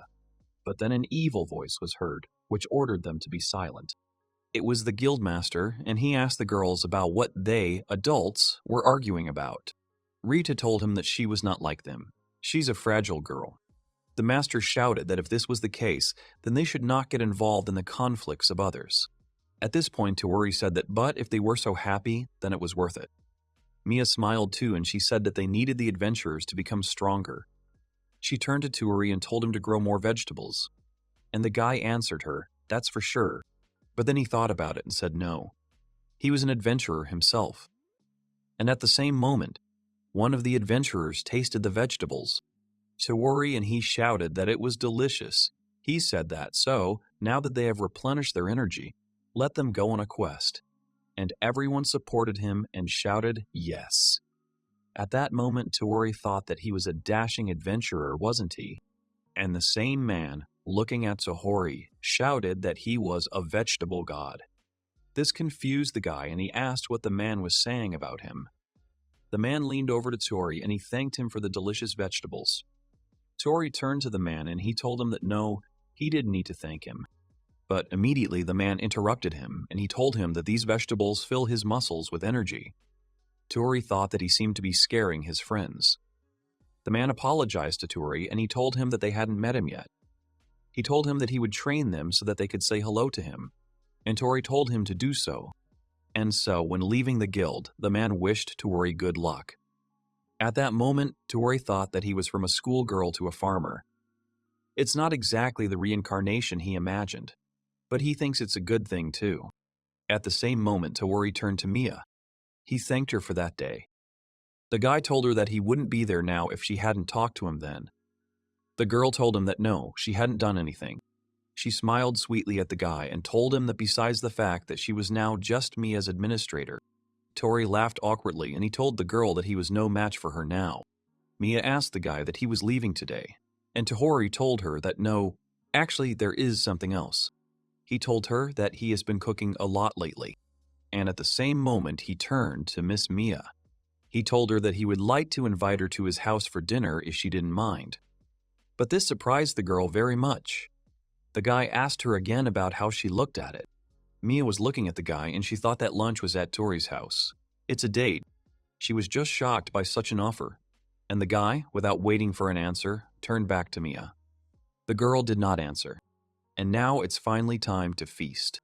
And it wasn't long before he asked Mia out on a date. The guy was standing with a hoe on his shoulder, and he exhaled from the fact that he was tired. He thought that Fleur was feeling better and all the bad things were over. He looked at his vegetable garden and the guy said that he thinks that's all for today. He thought about how he had been busy working at their house for the past 2 months. He finally had some free time. In short, he's free. And at that moment, he lay down on the grass. Tori thought about how his wedge had come together on vegetables.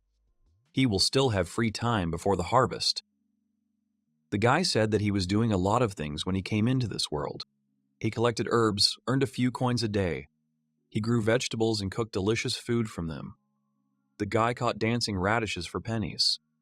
He's fishing for protein, and the only thing he hasn't done yet is, he knows it sounds like something impossible, but he has a home. And at the same moment, he thought about what he hadn't done yet. And then he remembered that he was also engaged in cooking. The guy said that he has been cooking for a long time. But despite all these vegetables, they are only fried in his repertoire. And before his reincarnation, he would have lived his life as a humble man. And now he's a farmer, not an adventurer. He rolled up his sleeves and said that if he should boost his strength with good food. He picked up a knife, looked at it, and said that he should increase his cooking level. The guy came up to the stove and said that he couldn't even fry vegetables on this thing. He can't control the fire like on a stove. And this leads to burning of food, and the wok tends to burn. It's like the taste of charcoal on vegetables. And he could never slice meat properly with this knife. He said that he was wondering if this was the best use for him. He told the gentleman that he didn't need that much, but this time he decided to take advantage of their gratitude. So he came to the merchant guild next. He turned to Randall and asked him if he had any beautiful kitchen utensils. The man replied that, for his information, he was a merchant, not a craftsman. At that moment, he thought that it was true. He smiled at the man and told him that, well, he just thought he had something useful. In his mind, when he's in trouble, Mr. Rindle will always come to his rescue. And so the man turned to the guy and he told him that, well, in some way their merchant association also maintains relations with noble families. And they have a basic set of kitchen utensils for such people that they can use in their villas. And Tawari immediately asked him to let him watch. Rendell got up from the couch and he went to the closet. The man took out a stove from there and he told Tawari that it was a magic kitchen stove. And unlike ordinary ones, it was portable.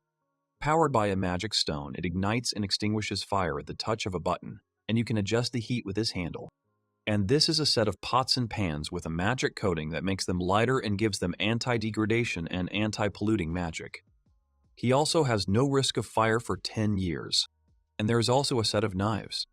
It also undergoes magical treatment to protect against rust and contamination. And then there are such little things as a wooden shovel. Rendell asked Tori what he thought, and the guy told him that it was perfect.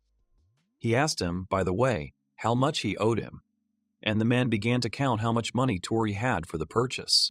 After a while, Tori left the merchant guild. He was walking down the street completely upset. The guy said that he did not expect it to be so expensive. He thought the price would be at the computer level, but it turned out to be like an expensive car. He realized that it reminded him of the first time he walked into a coffee shop. He didn't know that coffee chop's more than lunch at the store. And he remembers how he calmly left without ordering anything. He said that it was the only time he was grateful for the lack of cash. In any case, he can't afford it yet. Toru thought about it, and he said that then he should do something about it. There was a wok pot in front of him, which had a lot of burnt meat on it. He picked up a brush and said that it was fine. He would try to fix it. He immediately began to rub these impurities off her, and he tried very hard to get rid of them. He looked into the pot and asked what it meant. He saw that nothing had been wiped off at all. Toru said that he hates doing this. And at the same moment, a thought occurred to him. He said that maybe his skill could help him, and the guy immediately put his hand in front of the pot. He used his intimidation ability. The cleansing process has started. The guy thought that even the most persistent burn spots can be destroyed, and after a while, he was already hanging snow-white clean clothes in order for them to dry. The guy happily said that the amazing whiteness, which he had only seen in an advertisement for washing powder. Even his wife would be surprised, and with that he could open a dry cleaner. He also said that pots and pans have regained their former glory, and his clothes are clean. He feels good, and he knew that he was ready. And now Toru has already come to his kitchen. He wondered what he was going to try this time, and he immediately realized that they were eggs. He thought that in other worlds they are usually carefully cooked, but this is the limit for a dry-boiled egg. However, Toru wondered what was better than half-baked eggs. Fried, of course. Or boiled. Yes, even omelets. Only eggs are allowed to be eaten uncooked. But he realized that trying to make a complicated omelet there was foolhardy. He picked up the egg and he said that now it scares. Toru put his hand out in front of him and he said that if intimidation works on viruses, then it should work on salmonella. And then he'll be fine, even if the dish is half done. And after a while, he got a terrified egg omelet. He picked up the spoon and looked at the dish. Toru said that he had messed up his form a little. He really did it. And now the guy has already started trying his intimidated omelet. He liked this omelet so much that he imagined that the opening of the omelet empire was taking place. It just melts in your mouth. This is too good a first step in cooking. And now he needs to repeat this dish for breakfast. Cooking is fun. This is the best part of a quiet life. Toru wondered if he needed a new kitchen. After a while, Toru went to the master and he apologized to him. He looked at him and just wanted to say hello. But then he saw a guy who wished him a good day and the master immediately fell to the floor. The master was scared of Toru and he pointed his finger at him and asked him who the hell he was. Thief. The guy came a little closer to him and apologized to him. He told him that he had heard that it was possible to buy kitchen equipment there. But the master asked in fright that he was actually his visitor. The man absolutely did not want to believe in and accept his order. He turned to Toru again and he asked him if he was a lord or a murderer. Who is he? The guy scratched his head and he told him that no, he was just an adventurer. He uses 2 wedges of intimidation, so he's probably only 30% more intimidating right now. But it's still effective. And after a while, the master told the guy that here, he had prepared this for him. He showed him a heated stone, but this is just a small selection. He said that if you put magic into the stone, it emits intense heat for a certain period of time. The heat can be adjusted depending on the magic power used. Well, he doesn't have to worry about it. It's not that difficult. The master told Toru that instead of firewood, he could just throw it into the fireplace and immediately start cooking. He also said that it is necessary to close the mouth of the furnace, but it is inexpensive. Toru asked the master about that. What is the price? The man told him that the heating stone, the construction, the kitchen utensils. He asked Toru what about 10 coins, and the guy was immediately delighted and he said that he was ready to start working for 10 gold pieces. He thought it was a great price. Toru told the master that this was a great offer. The master thanked the guy and he invited him to sign this contract. And then some time later, Toru was at home. He started laughing happily. The guy said that it was finally finished. He was standing near his new kitchen and rejoicing. He had pots and pans, sharp knives, and finally himself. Toru looked at his knife carefully, and the guy said that now he can cook without any problems. And first, he's going to make a salad. He needed to put the lettuce in a bowl, and put radishes with cucumbers, as well as tomatoes and carrots there. He also really wanted to add avocado, but they don't sell it. He thought that maybe next time he would see what kind of vegetables exist in his world, and maybe there are others that look like dancing radishes. He took one of the ingredients and Tori said that's so. It's a bonito, isn't it? It's dried flakes. He assumes that he is certainly not made of bonito. And Tori asked what the hell the ingredients were then. Next, he needed to sprinkle with cabbage, and finally pour in a hot egg. After a while, the frightening egg salad is ready. Tori then proceeded to prepare the main course. He immediately took the sword of intimidation and said that, first of all, meat. And he immediately cut him down with this sword. He knows it sounds silly, but it makes the meat more tender. He thought about how, after seasoning, the meat is coated with a thin layer around the perimeter and then grilled. And then there's the fish. He had already tried to work on the silverfish, but it didn't work out, and in the end he got a dried fish. This time he's going to grill her and make a manier. He put his hand out in front of him, pointed it at the fish, and he knew that he needed to aim at its bones and apply converging intimidation. And now that bullying has become more accurate than before, it will work on the dice. And it is obvious that fish bones become brittle when they are overloaded. And it makes it easier to eat silverfish, which has a lot of small bones. And if you season the fish with spices and sauce, thus the intimidated steak with silverfish is ready. And finally he decided to add mashed vegetables. And apple juice mixed with orange juice. He thought that, but for him, with a pampered taste, this is more than enough. Tori decided to put the tablecloths, which had turned white from the frightening cleaning. After that, it was time for Tori to feast. So the guy sat down at the table, and he decided to start with a steak. He looked at it and said it had a wonderful medium roast. Tori wished himself a pleasant appetite, and he immediately began to taste the steak he had prepared. And at this moment when he bites it, it's like he's on a ride at breakneck speed. The taste overwhelms him. Tori thought that the surface was crispy due to the eerily delicious crust. As soon as he bites into it, the juices trapped inside are released, and there is no doubt that this is a real night of the flesh. Tori thought that while they were flowing, they were filling him up. Tori admitted that it was an electric parade of splendor. It was a parade of elite meat. Every cell in his body is trembling with delight. His dopamine rush knows no bounds. It's just a real flight in reality. And now it's followed by a salad. He began to eat it. Tori thought about how refreshing vegetables freshen the palate after a high temperature, and it felt like he was lying on a refreshing plateau. But then the butterflies start dancing with the vegetables, which boast a delicious taste. But at that moment, all of a sudden the killer appears. It was a hot egg. Tori thought about how he was instantly making his way into the salad for the lead role. The richness of the egg yolk is combined with the meat flavor, which remains on the tongue. He smiles and waves to him. And then there is Meunier. He remembered that the silverfish has many small bones. He tried this dish too, but as soon as he puts it in his mouth, the small bones pop up. He thought that the fish was pre-intimidated, but still it has some elasticity, and this allows it to float up and create an eerie rhythm. The fish claps and clanks to the beat of the music. The skin is crispy and fragrant, his plump flesh. The delicious texture of the small bones enhances the taste of this dish, and he understood that this was a real composition of tastes.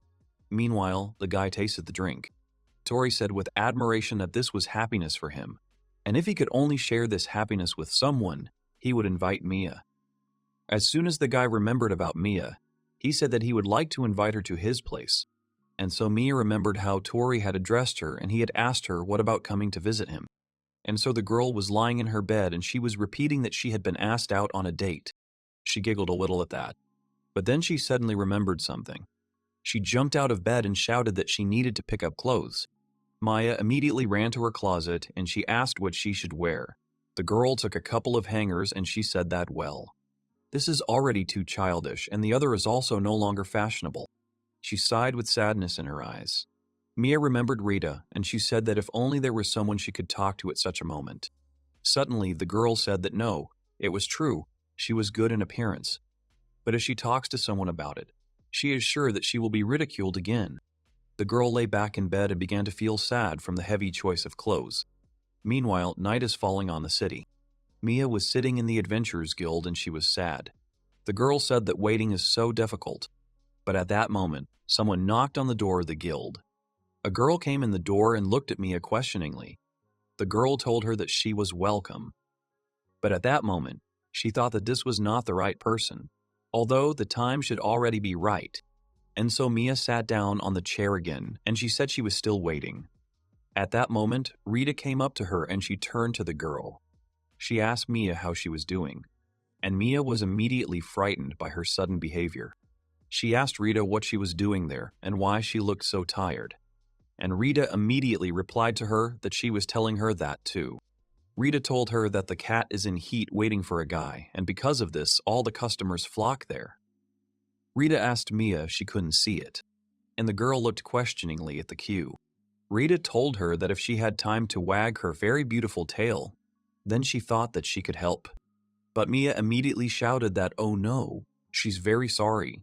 And Rita turned to the next in line and said that he could go there. And then, sometime later, Mia turned to Rita and she told her that she had succeeded. And the girl thanked Rita for that. The girl replied to Mia that yes, of course.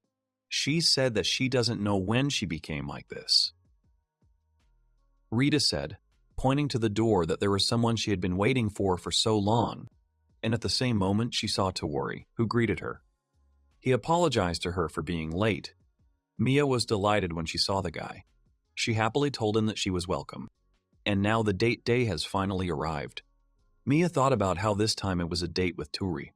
She's sure he hasn't changed his clothes. And Mia thought that no, at least he wasn't getting dirty. Mia told Rita that he was wearing the same clothes as always. The girl replied to Mia that this is how men are made. She told her to just accept it. Rita apologized to the guy, and at first she called him God, but then corrected herself and said that he was Toru.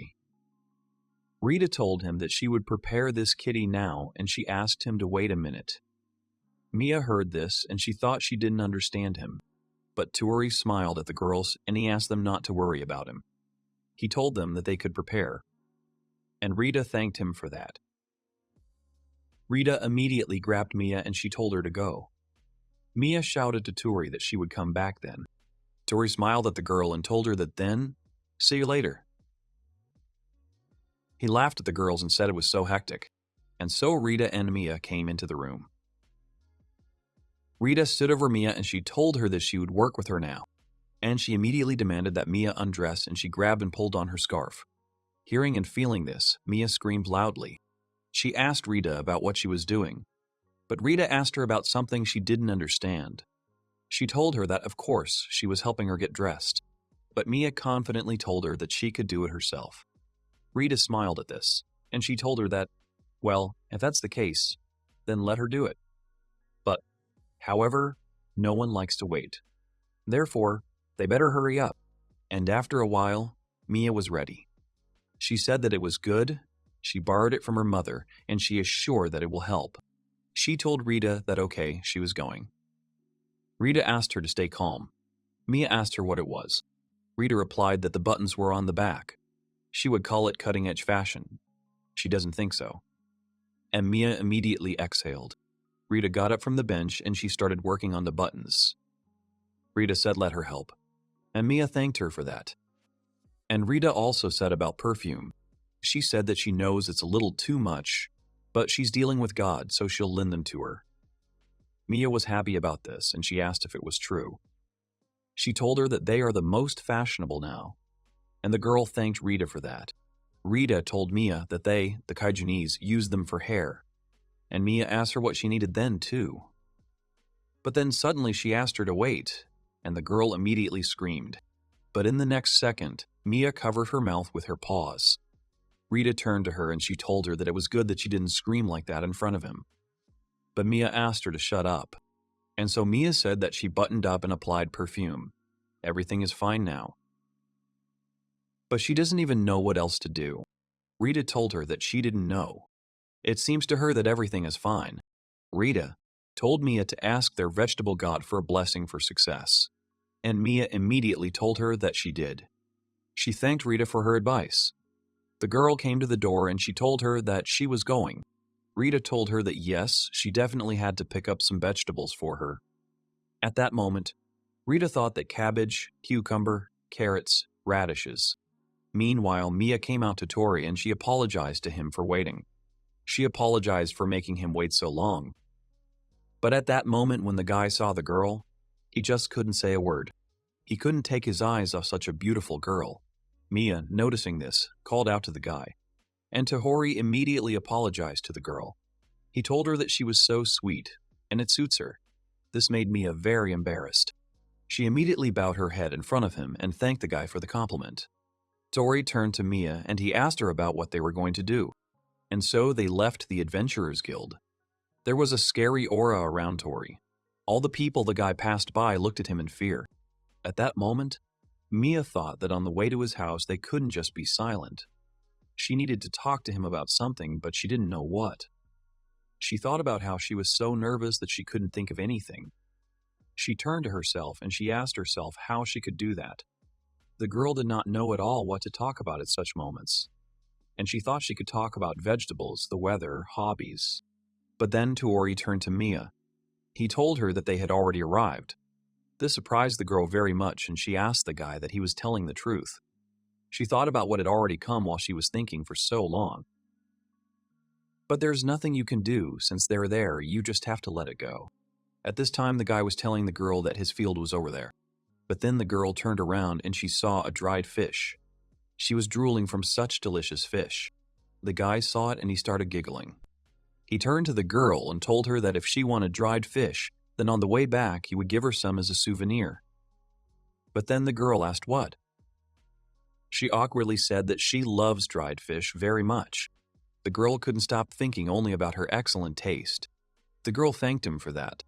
She thought at that moment that she looked so petty. Meanwhile, they had already entered the house. The girl said it was Tori's room. She thought about how it was so neat that it didn't look like an adventurer's place.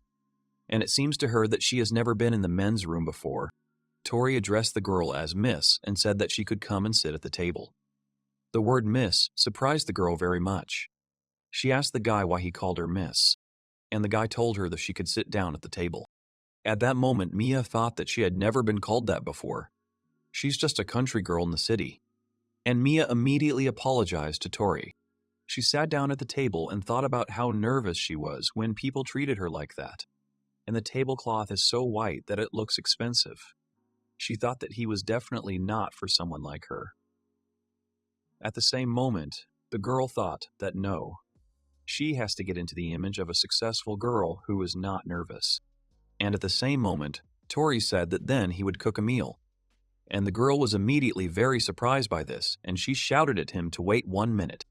After a while, Tori put a plate of intimidated salad on the table, and he said that this was not all, just an appetizer. When she saw this dish, she said that it looked just delicious. She asked the guy what the white thing in the middle was, and Tori told her that it was a hot egg. He said no. He would have said it was a half-boiled egg. This surprised the girl very much, and she asked that it was semi-boiled. Mia asked Tori if it was safe to eat. Tori told her that yes, because he specially processes eggs. But he doesn't think it's that easy to believe. And at the same moment, the guy broke a few eggs into a mug and he drank it in one gulp. Seeing this, Mia was simply shocked. She shouted to Tori that but these are raw eggs. But the guy drank them all and said with a smile on his face that she would believe that they were quite edible. Mia said that he speaks well, but is it true? And so the girl picked up a fork and she decided to try an egg. And at the same moment, the wonderful taste simply delighted her. She asked Tori what it was. She told Tori that it was completely different from the egg she usually eats. It's so soft and rich in flavor. The girl just enjoyed this taste and she said that this combination is so delicious. She told the guy that she had never eaten such eggs before. She asked the guy that only he could do such a thing. And Tahuri immediately thought about it. He told her that, well, he didn't really know. The girl told him that's how it was. She said that now, salads from restaurants don't seem so tasty to her. At these words, Tori smiled and he told her that she had fallen under the spell of a boiled egg. And then they will continue with the main course. He put a plate on the table for her and said that here you are. It was Pandora steak and Poppin' Meunier. The girl looked at the plate and she happily said that that was it. The meat looks very appetizing and so does the fish. She thought about it and repeated, Kodu. But at the same moment, The girl said that then she would start with meat. The guy noticed this and he told her that Mia is the kind of person who leaves her favorite food for later. And so Mia thought that dried fish turns her into a hungry kitty. She said that in any case, she would eat some meat. And at the same moment, there was an explosion of taste in her mouth. The girl shouted that it was amazing. She said that the outside is crispy and the inside is juicy, and the juices overflow her from the inside. She turned to Tori and told him that meat from restaurants was no match. Tori thought about it and he asked the girl if it was true. And he said yes, it was. He told her that he used his secret cooking method to keep the flavor inside. Just like Pandora. Yes, as a mimic. He said that it's not the demon that comes out of the meat, but the juices. And the girl understood that this was not a monster. Her mouth is full of happiness. She told him that it was amazing. After the meat, it's time for the fish. She said that the cat people, are all crazy about fish, and she could eat it every day. But there's one thing they don't like. Namely, these are bones. They get stuck in her throat more than slugs in a dungeon. She hopes that Tori won't have that. And so the girl tastes a piece of fish, and in the same second she realizes that it tastes great. She grabbed her mouth and asked Tori what it was. The guy laughed a little and he said small bones. He asked her about the fact that they had jumped out. Tori told her that this is also his cooking method, which allows the bones to float. And when someone eats fish, the small bones are not a disadvantage. They add texture. And from a nutritional point of view, she gets calcium and vitamins at the same time. It took a lot of trial and error to achieve such a texture. But then he said that, well, let them leave unnecessary information aside. He asked the girl to eat with pleasure. And in the meantime, Tori brought the girl a special vegetable juice. Tori. Mia said that the vegetables they eat all the time, they look different when the juice is squeezed out of them. And Mia turned to the guy and she thanked him for the food. The girl told him that everything was very tasty. She immediately corrected herself and said that no, they were amazing. Mia turned to Tori and told him that she had never eaten anything like this in her life. Even in the city, you can't buy this for any money. After listening to the girl, Tori thanked her for such compliments. He also said that, by the way, he had prepared dessert if he was still hungry. The guy said it was French toast. The girl looked at him with a sinking heart and said, dessert. But then she thought that after eating all these delicious dishes, her stomach was getting bigger and bigger. And yet, he still tells her that he can fight. And she doesn't want to be a hungry cat. And so she looked at the dessert and thought about how golden and crispy it was. His sweet scent slows down her thinking, and she understood that she was no longer ready to resist. And at the same moment, the girl started eating this dessert. And a hungry kitty with French toast in her hand said that it was very tasty. Hearing this, Tori was very happy. Mia turned to the guy and she told him that the dessert was so delicious. She ate too much. And the guy laughed about it. Mia thought at that moment that they had already had dinner. And by the way, there are no weapons or armor in Tori's room. Even though he calls himself an adventurer. She thought about how she was wondering who he was again. And so the girl turned to Tori and she asked him that, well, where he was before he came to the city. She told him that he had no money when he joined the guild. And at the same moment, Tori began to think. He said that he thinks he has left everything behind in his native country, and he will probably never be able to see that sky again. The girl listened attentively to the guy. She said with a sad face that she was sorry, she didn't want to. Tori stopped her and he said no. She didn't even have to worry about it. He told her that he could not say that he had left nothing behind in this country. Life there is also fun, and he doesn't even have time for sentimentality. Sahori said that he had made new friends, and besides, he met Mia. And the girl looked at the guy sweetly and she turned to Mr. Tori. And so they smiled sweetly at each other for a while. But then the guy said, okay. He doesn't want to talk about himself. Tori asked Mia about how about we talk about her. And this made the girl very happy and she shouted, oh, Bo! Is. She said that if she could answer something, then let him ask her everything. And so the guy turned to Mia and he asked her that she was one of the human cats, wasn't she? He said that he had never seen them before arriving there. And the guy asked her to tell him about them. Mia replied that yes, she understood him about them. Mia replied that yes, she understood him. She said that then she would start with the history of the cat people. And then a few minutes later, the girl told him that a long time ago there was a tribe of demons called the cat people, and they looked something like this. The girl drew him a picture with a cat. At this time, Toru thought that it was definitely a cat. The girl said that cat people sometimes came to the cities, and residents shared their food with them. In return, they chased away parasites and thieves. They even stayed with people they liked, and they just lived a free life. But after a while, the Kijin tribe and the demon cat tribe had a baby. And this surprised the guy very much, and he asked what. But Mia stopped and asked him what it was. But the guy told her that it was nothing. At that moment, he thought that in fantasy, children of different races are a unique phenomenon. But no, it's not that unusual. And Mia went on to say that after a few generations, their blood mixed, and they turned into modern cat people. And therefore, even if they are of the same race, some of their physical features are closer to one race, and some to another. This surprised the guy. Toru told the girl that actually in his country there are also such demons as a tribe of cats. He said they were called Neko. Mia asked him again, what a strange word that is. Toru said they were so adorable. People worshipped them. Mia asked him what they worshipped as gods. Toru replied that yes, people work hard and offer food to cats.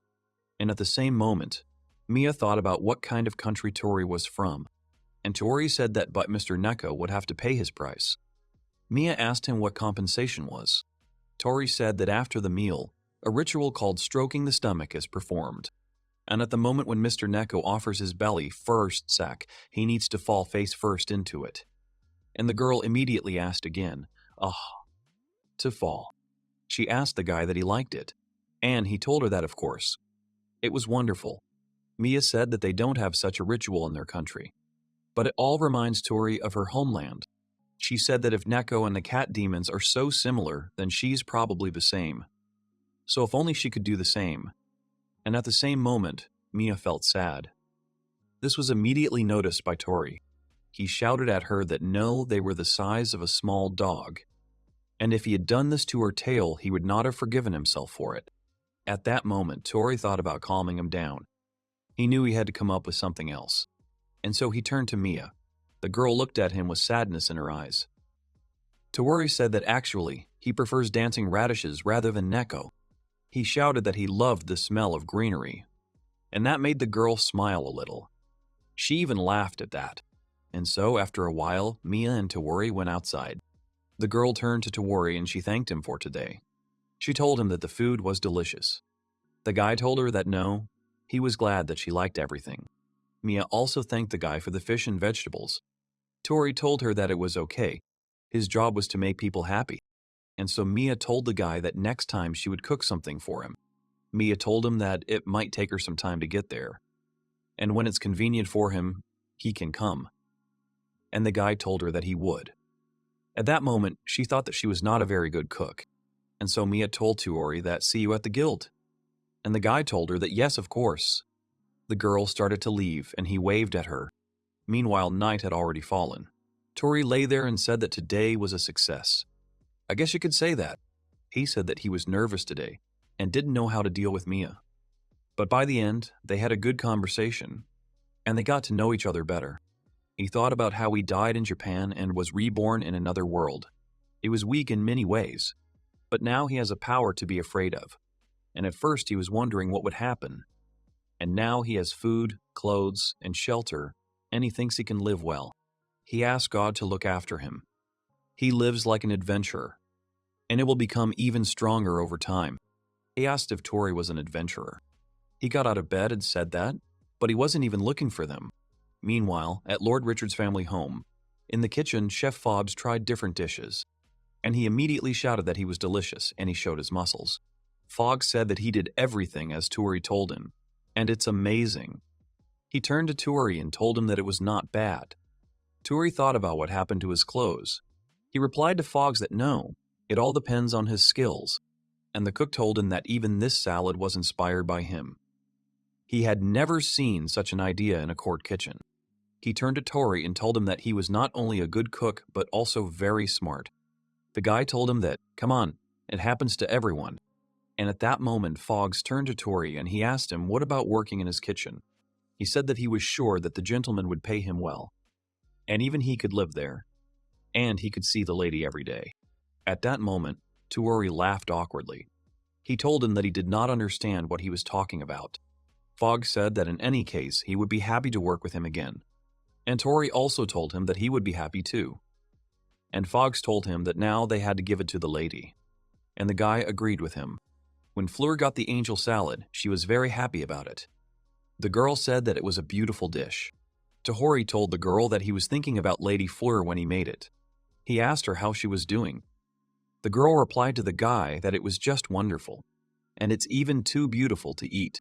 She told him that this dish is so beautiful that she can't stand the thought of it losing its shape. And she asked him what to do. She turned to Emma and asked her what they should do. Emma thought about it. She came up with something and said exactly. She suggested that she invite an artist and have him draw a salad, and Fleur liked the idea. She said that was it. She asked Portmouth to take care of it immediately. Tori asked Miss Fleur that there was no need, but Portmouth has already said that the artist is already there. She told him that she was glad to meet them, and this surprised the guy very much, and he shouted that they did it very quickly. Tori thought about why the salad was depicted in such an expensive painting. Fleur turned to Tori, and she told him that she saw that he was a great cook. Tori told her that no, the chef is a master of his craft. But Fleur told him that she hadn't eaten like this since she was a child. And Tori told the girl that this was a sign that she was already much better. The girl replied that, yes, it was all thanks to him. She said that she had been training her gait very hard lately. She asked Emma to help her, and at the same moment Fleur got to her feet. This surprised the guy very much, and he said that, wow. Fleur told him that she could walk now, but at the same moment the girl stumbled and she fell right into Tori's arms. The girl immediately began to apologize to him. She said that she got too carried away. Tori told her that no, he was glad that she was okay. At that moment, Tori thought that she smelled so good.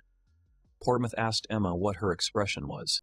Fleur said that if she looked like this, she would never become as cool as these adventurers. Tori turned to the girl and he said that this book. Fleur asked him what he was about this one. She said it was an illustrated book about demons.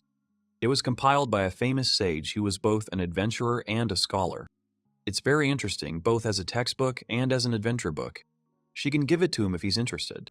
The guy said demons, adventures, and he screamed, an adventure. He ran up to Fleur and thanked her. She told him that yes, if he was so happy, then she was happy too. And then a few hours later, Tori told Fleur that was all for today. The girl thanked him for this and asked him to come back. She said she had fun too. Suddenly, the girl said that this was an adventurer's handbook and Tori did not have it. After a while, Tori returned home. He enjoys a slow life, but immediately his mood disappears. He only remembered about it yesterday. What a stupid head. He had read in a book about goblins, orcs, giant toads. The guy noticed something in the book. It was slime. He thought about how one day he had given up fighting. He needs soul power to reincarnate again. God told him that he would have enough of it if he lived to be 80 years old. If he dies by then, he will not be reborn. That's why he needs to defeat the demons and restore his soul power. And he will always regret the missed opportunity, because if he continues to run away from the danger in front of him, then he will never change. In fact, he doesn't hesitate to eat both beef and fish, but he can't help but think about sacrificing others for himself. He wondered if there were any weak demons he could handle.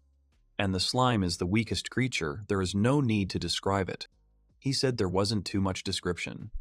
And so the next day he went to the forest. He saw goblins and wolves passing by there. He said that goblins and wolves don't even come near him, due to the fact that intimidation has turned into intimidation. For now, he doesn't have to worry about being attacked because he's alone in the forest. Even though his presence has increased, it reminds him of life in Japan. And so he came to a large building and said that he was there. He went inside it. The guy shone and said that everything is as it should be. Although he doesn't see any demons. He saw the slime. He could choose the commands to fight, run, spell, inventory. He was just looking at the slime. Tori was surprised at the size of it. He exhaled and said that he was big. and he means that unless in this case you should run. But then he said no, he couldn't escape from the weakest monster. He took his sword and attacked the slime with the words that he was an adventurer, and at the same moment he struck at him. He asked if he had succeeded in destroying the monster, but the slime only split into 2 parts, and he thought that there were more of them. In the games, slugs could even be killed with a wooden stick. The weakest creature shouldn't be able to reproduce using such a strong skill, or it's because he's weak. But then he noticed something. It's like they're consulting. He said that, well, if they continued to share like this, then one day he would win. But then the slug abruptly attacked the guy. Toru rolled head over heels away from him. Thus, Toru takes 2 damage. He thought that the book couldn't be lying.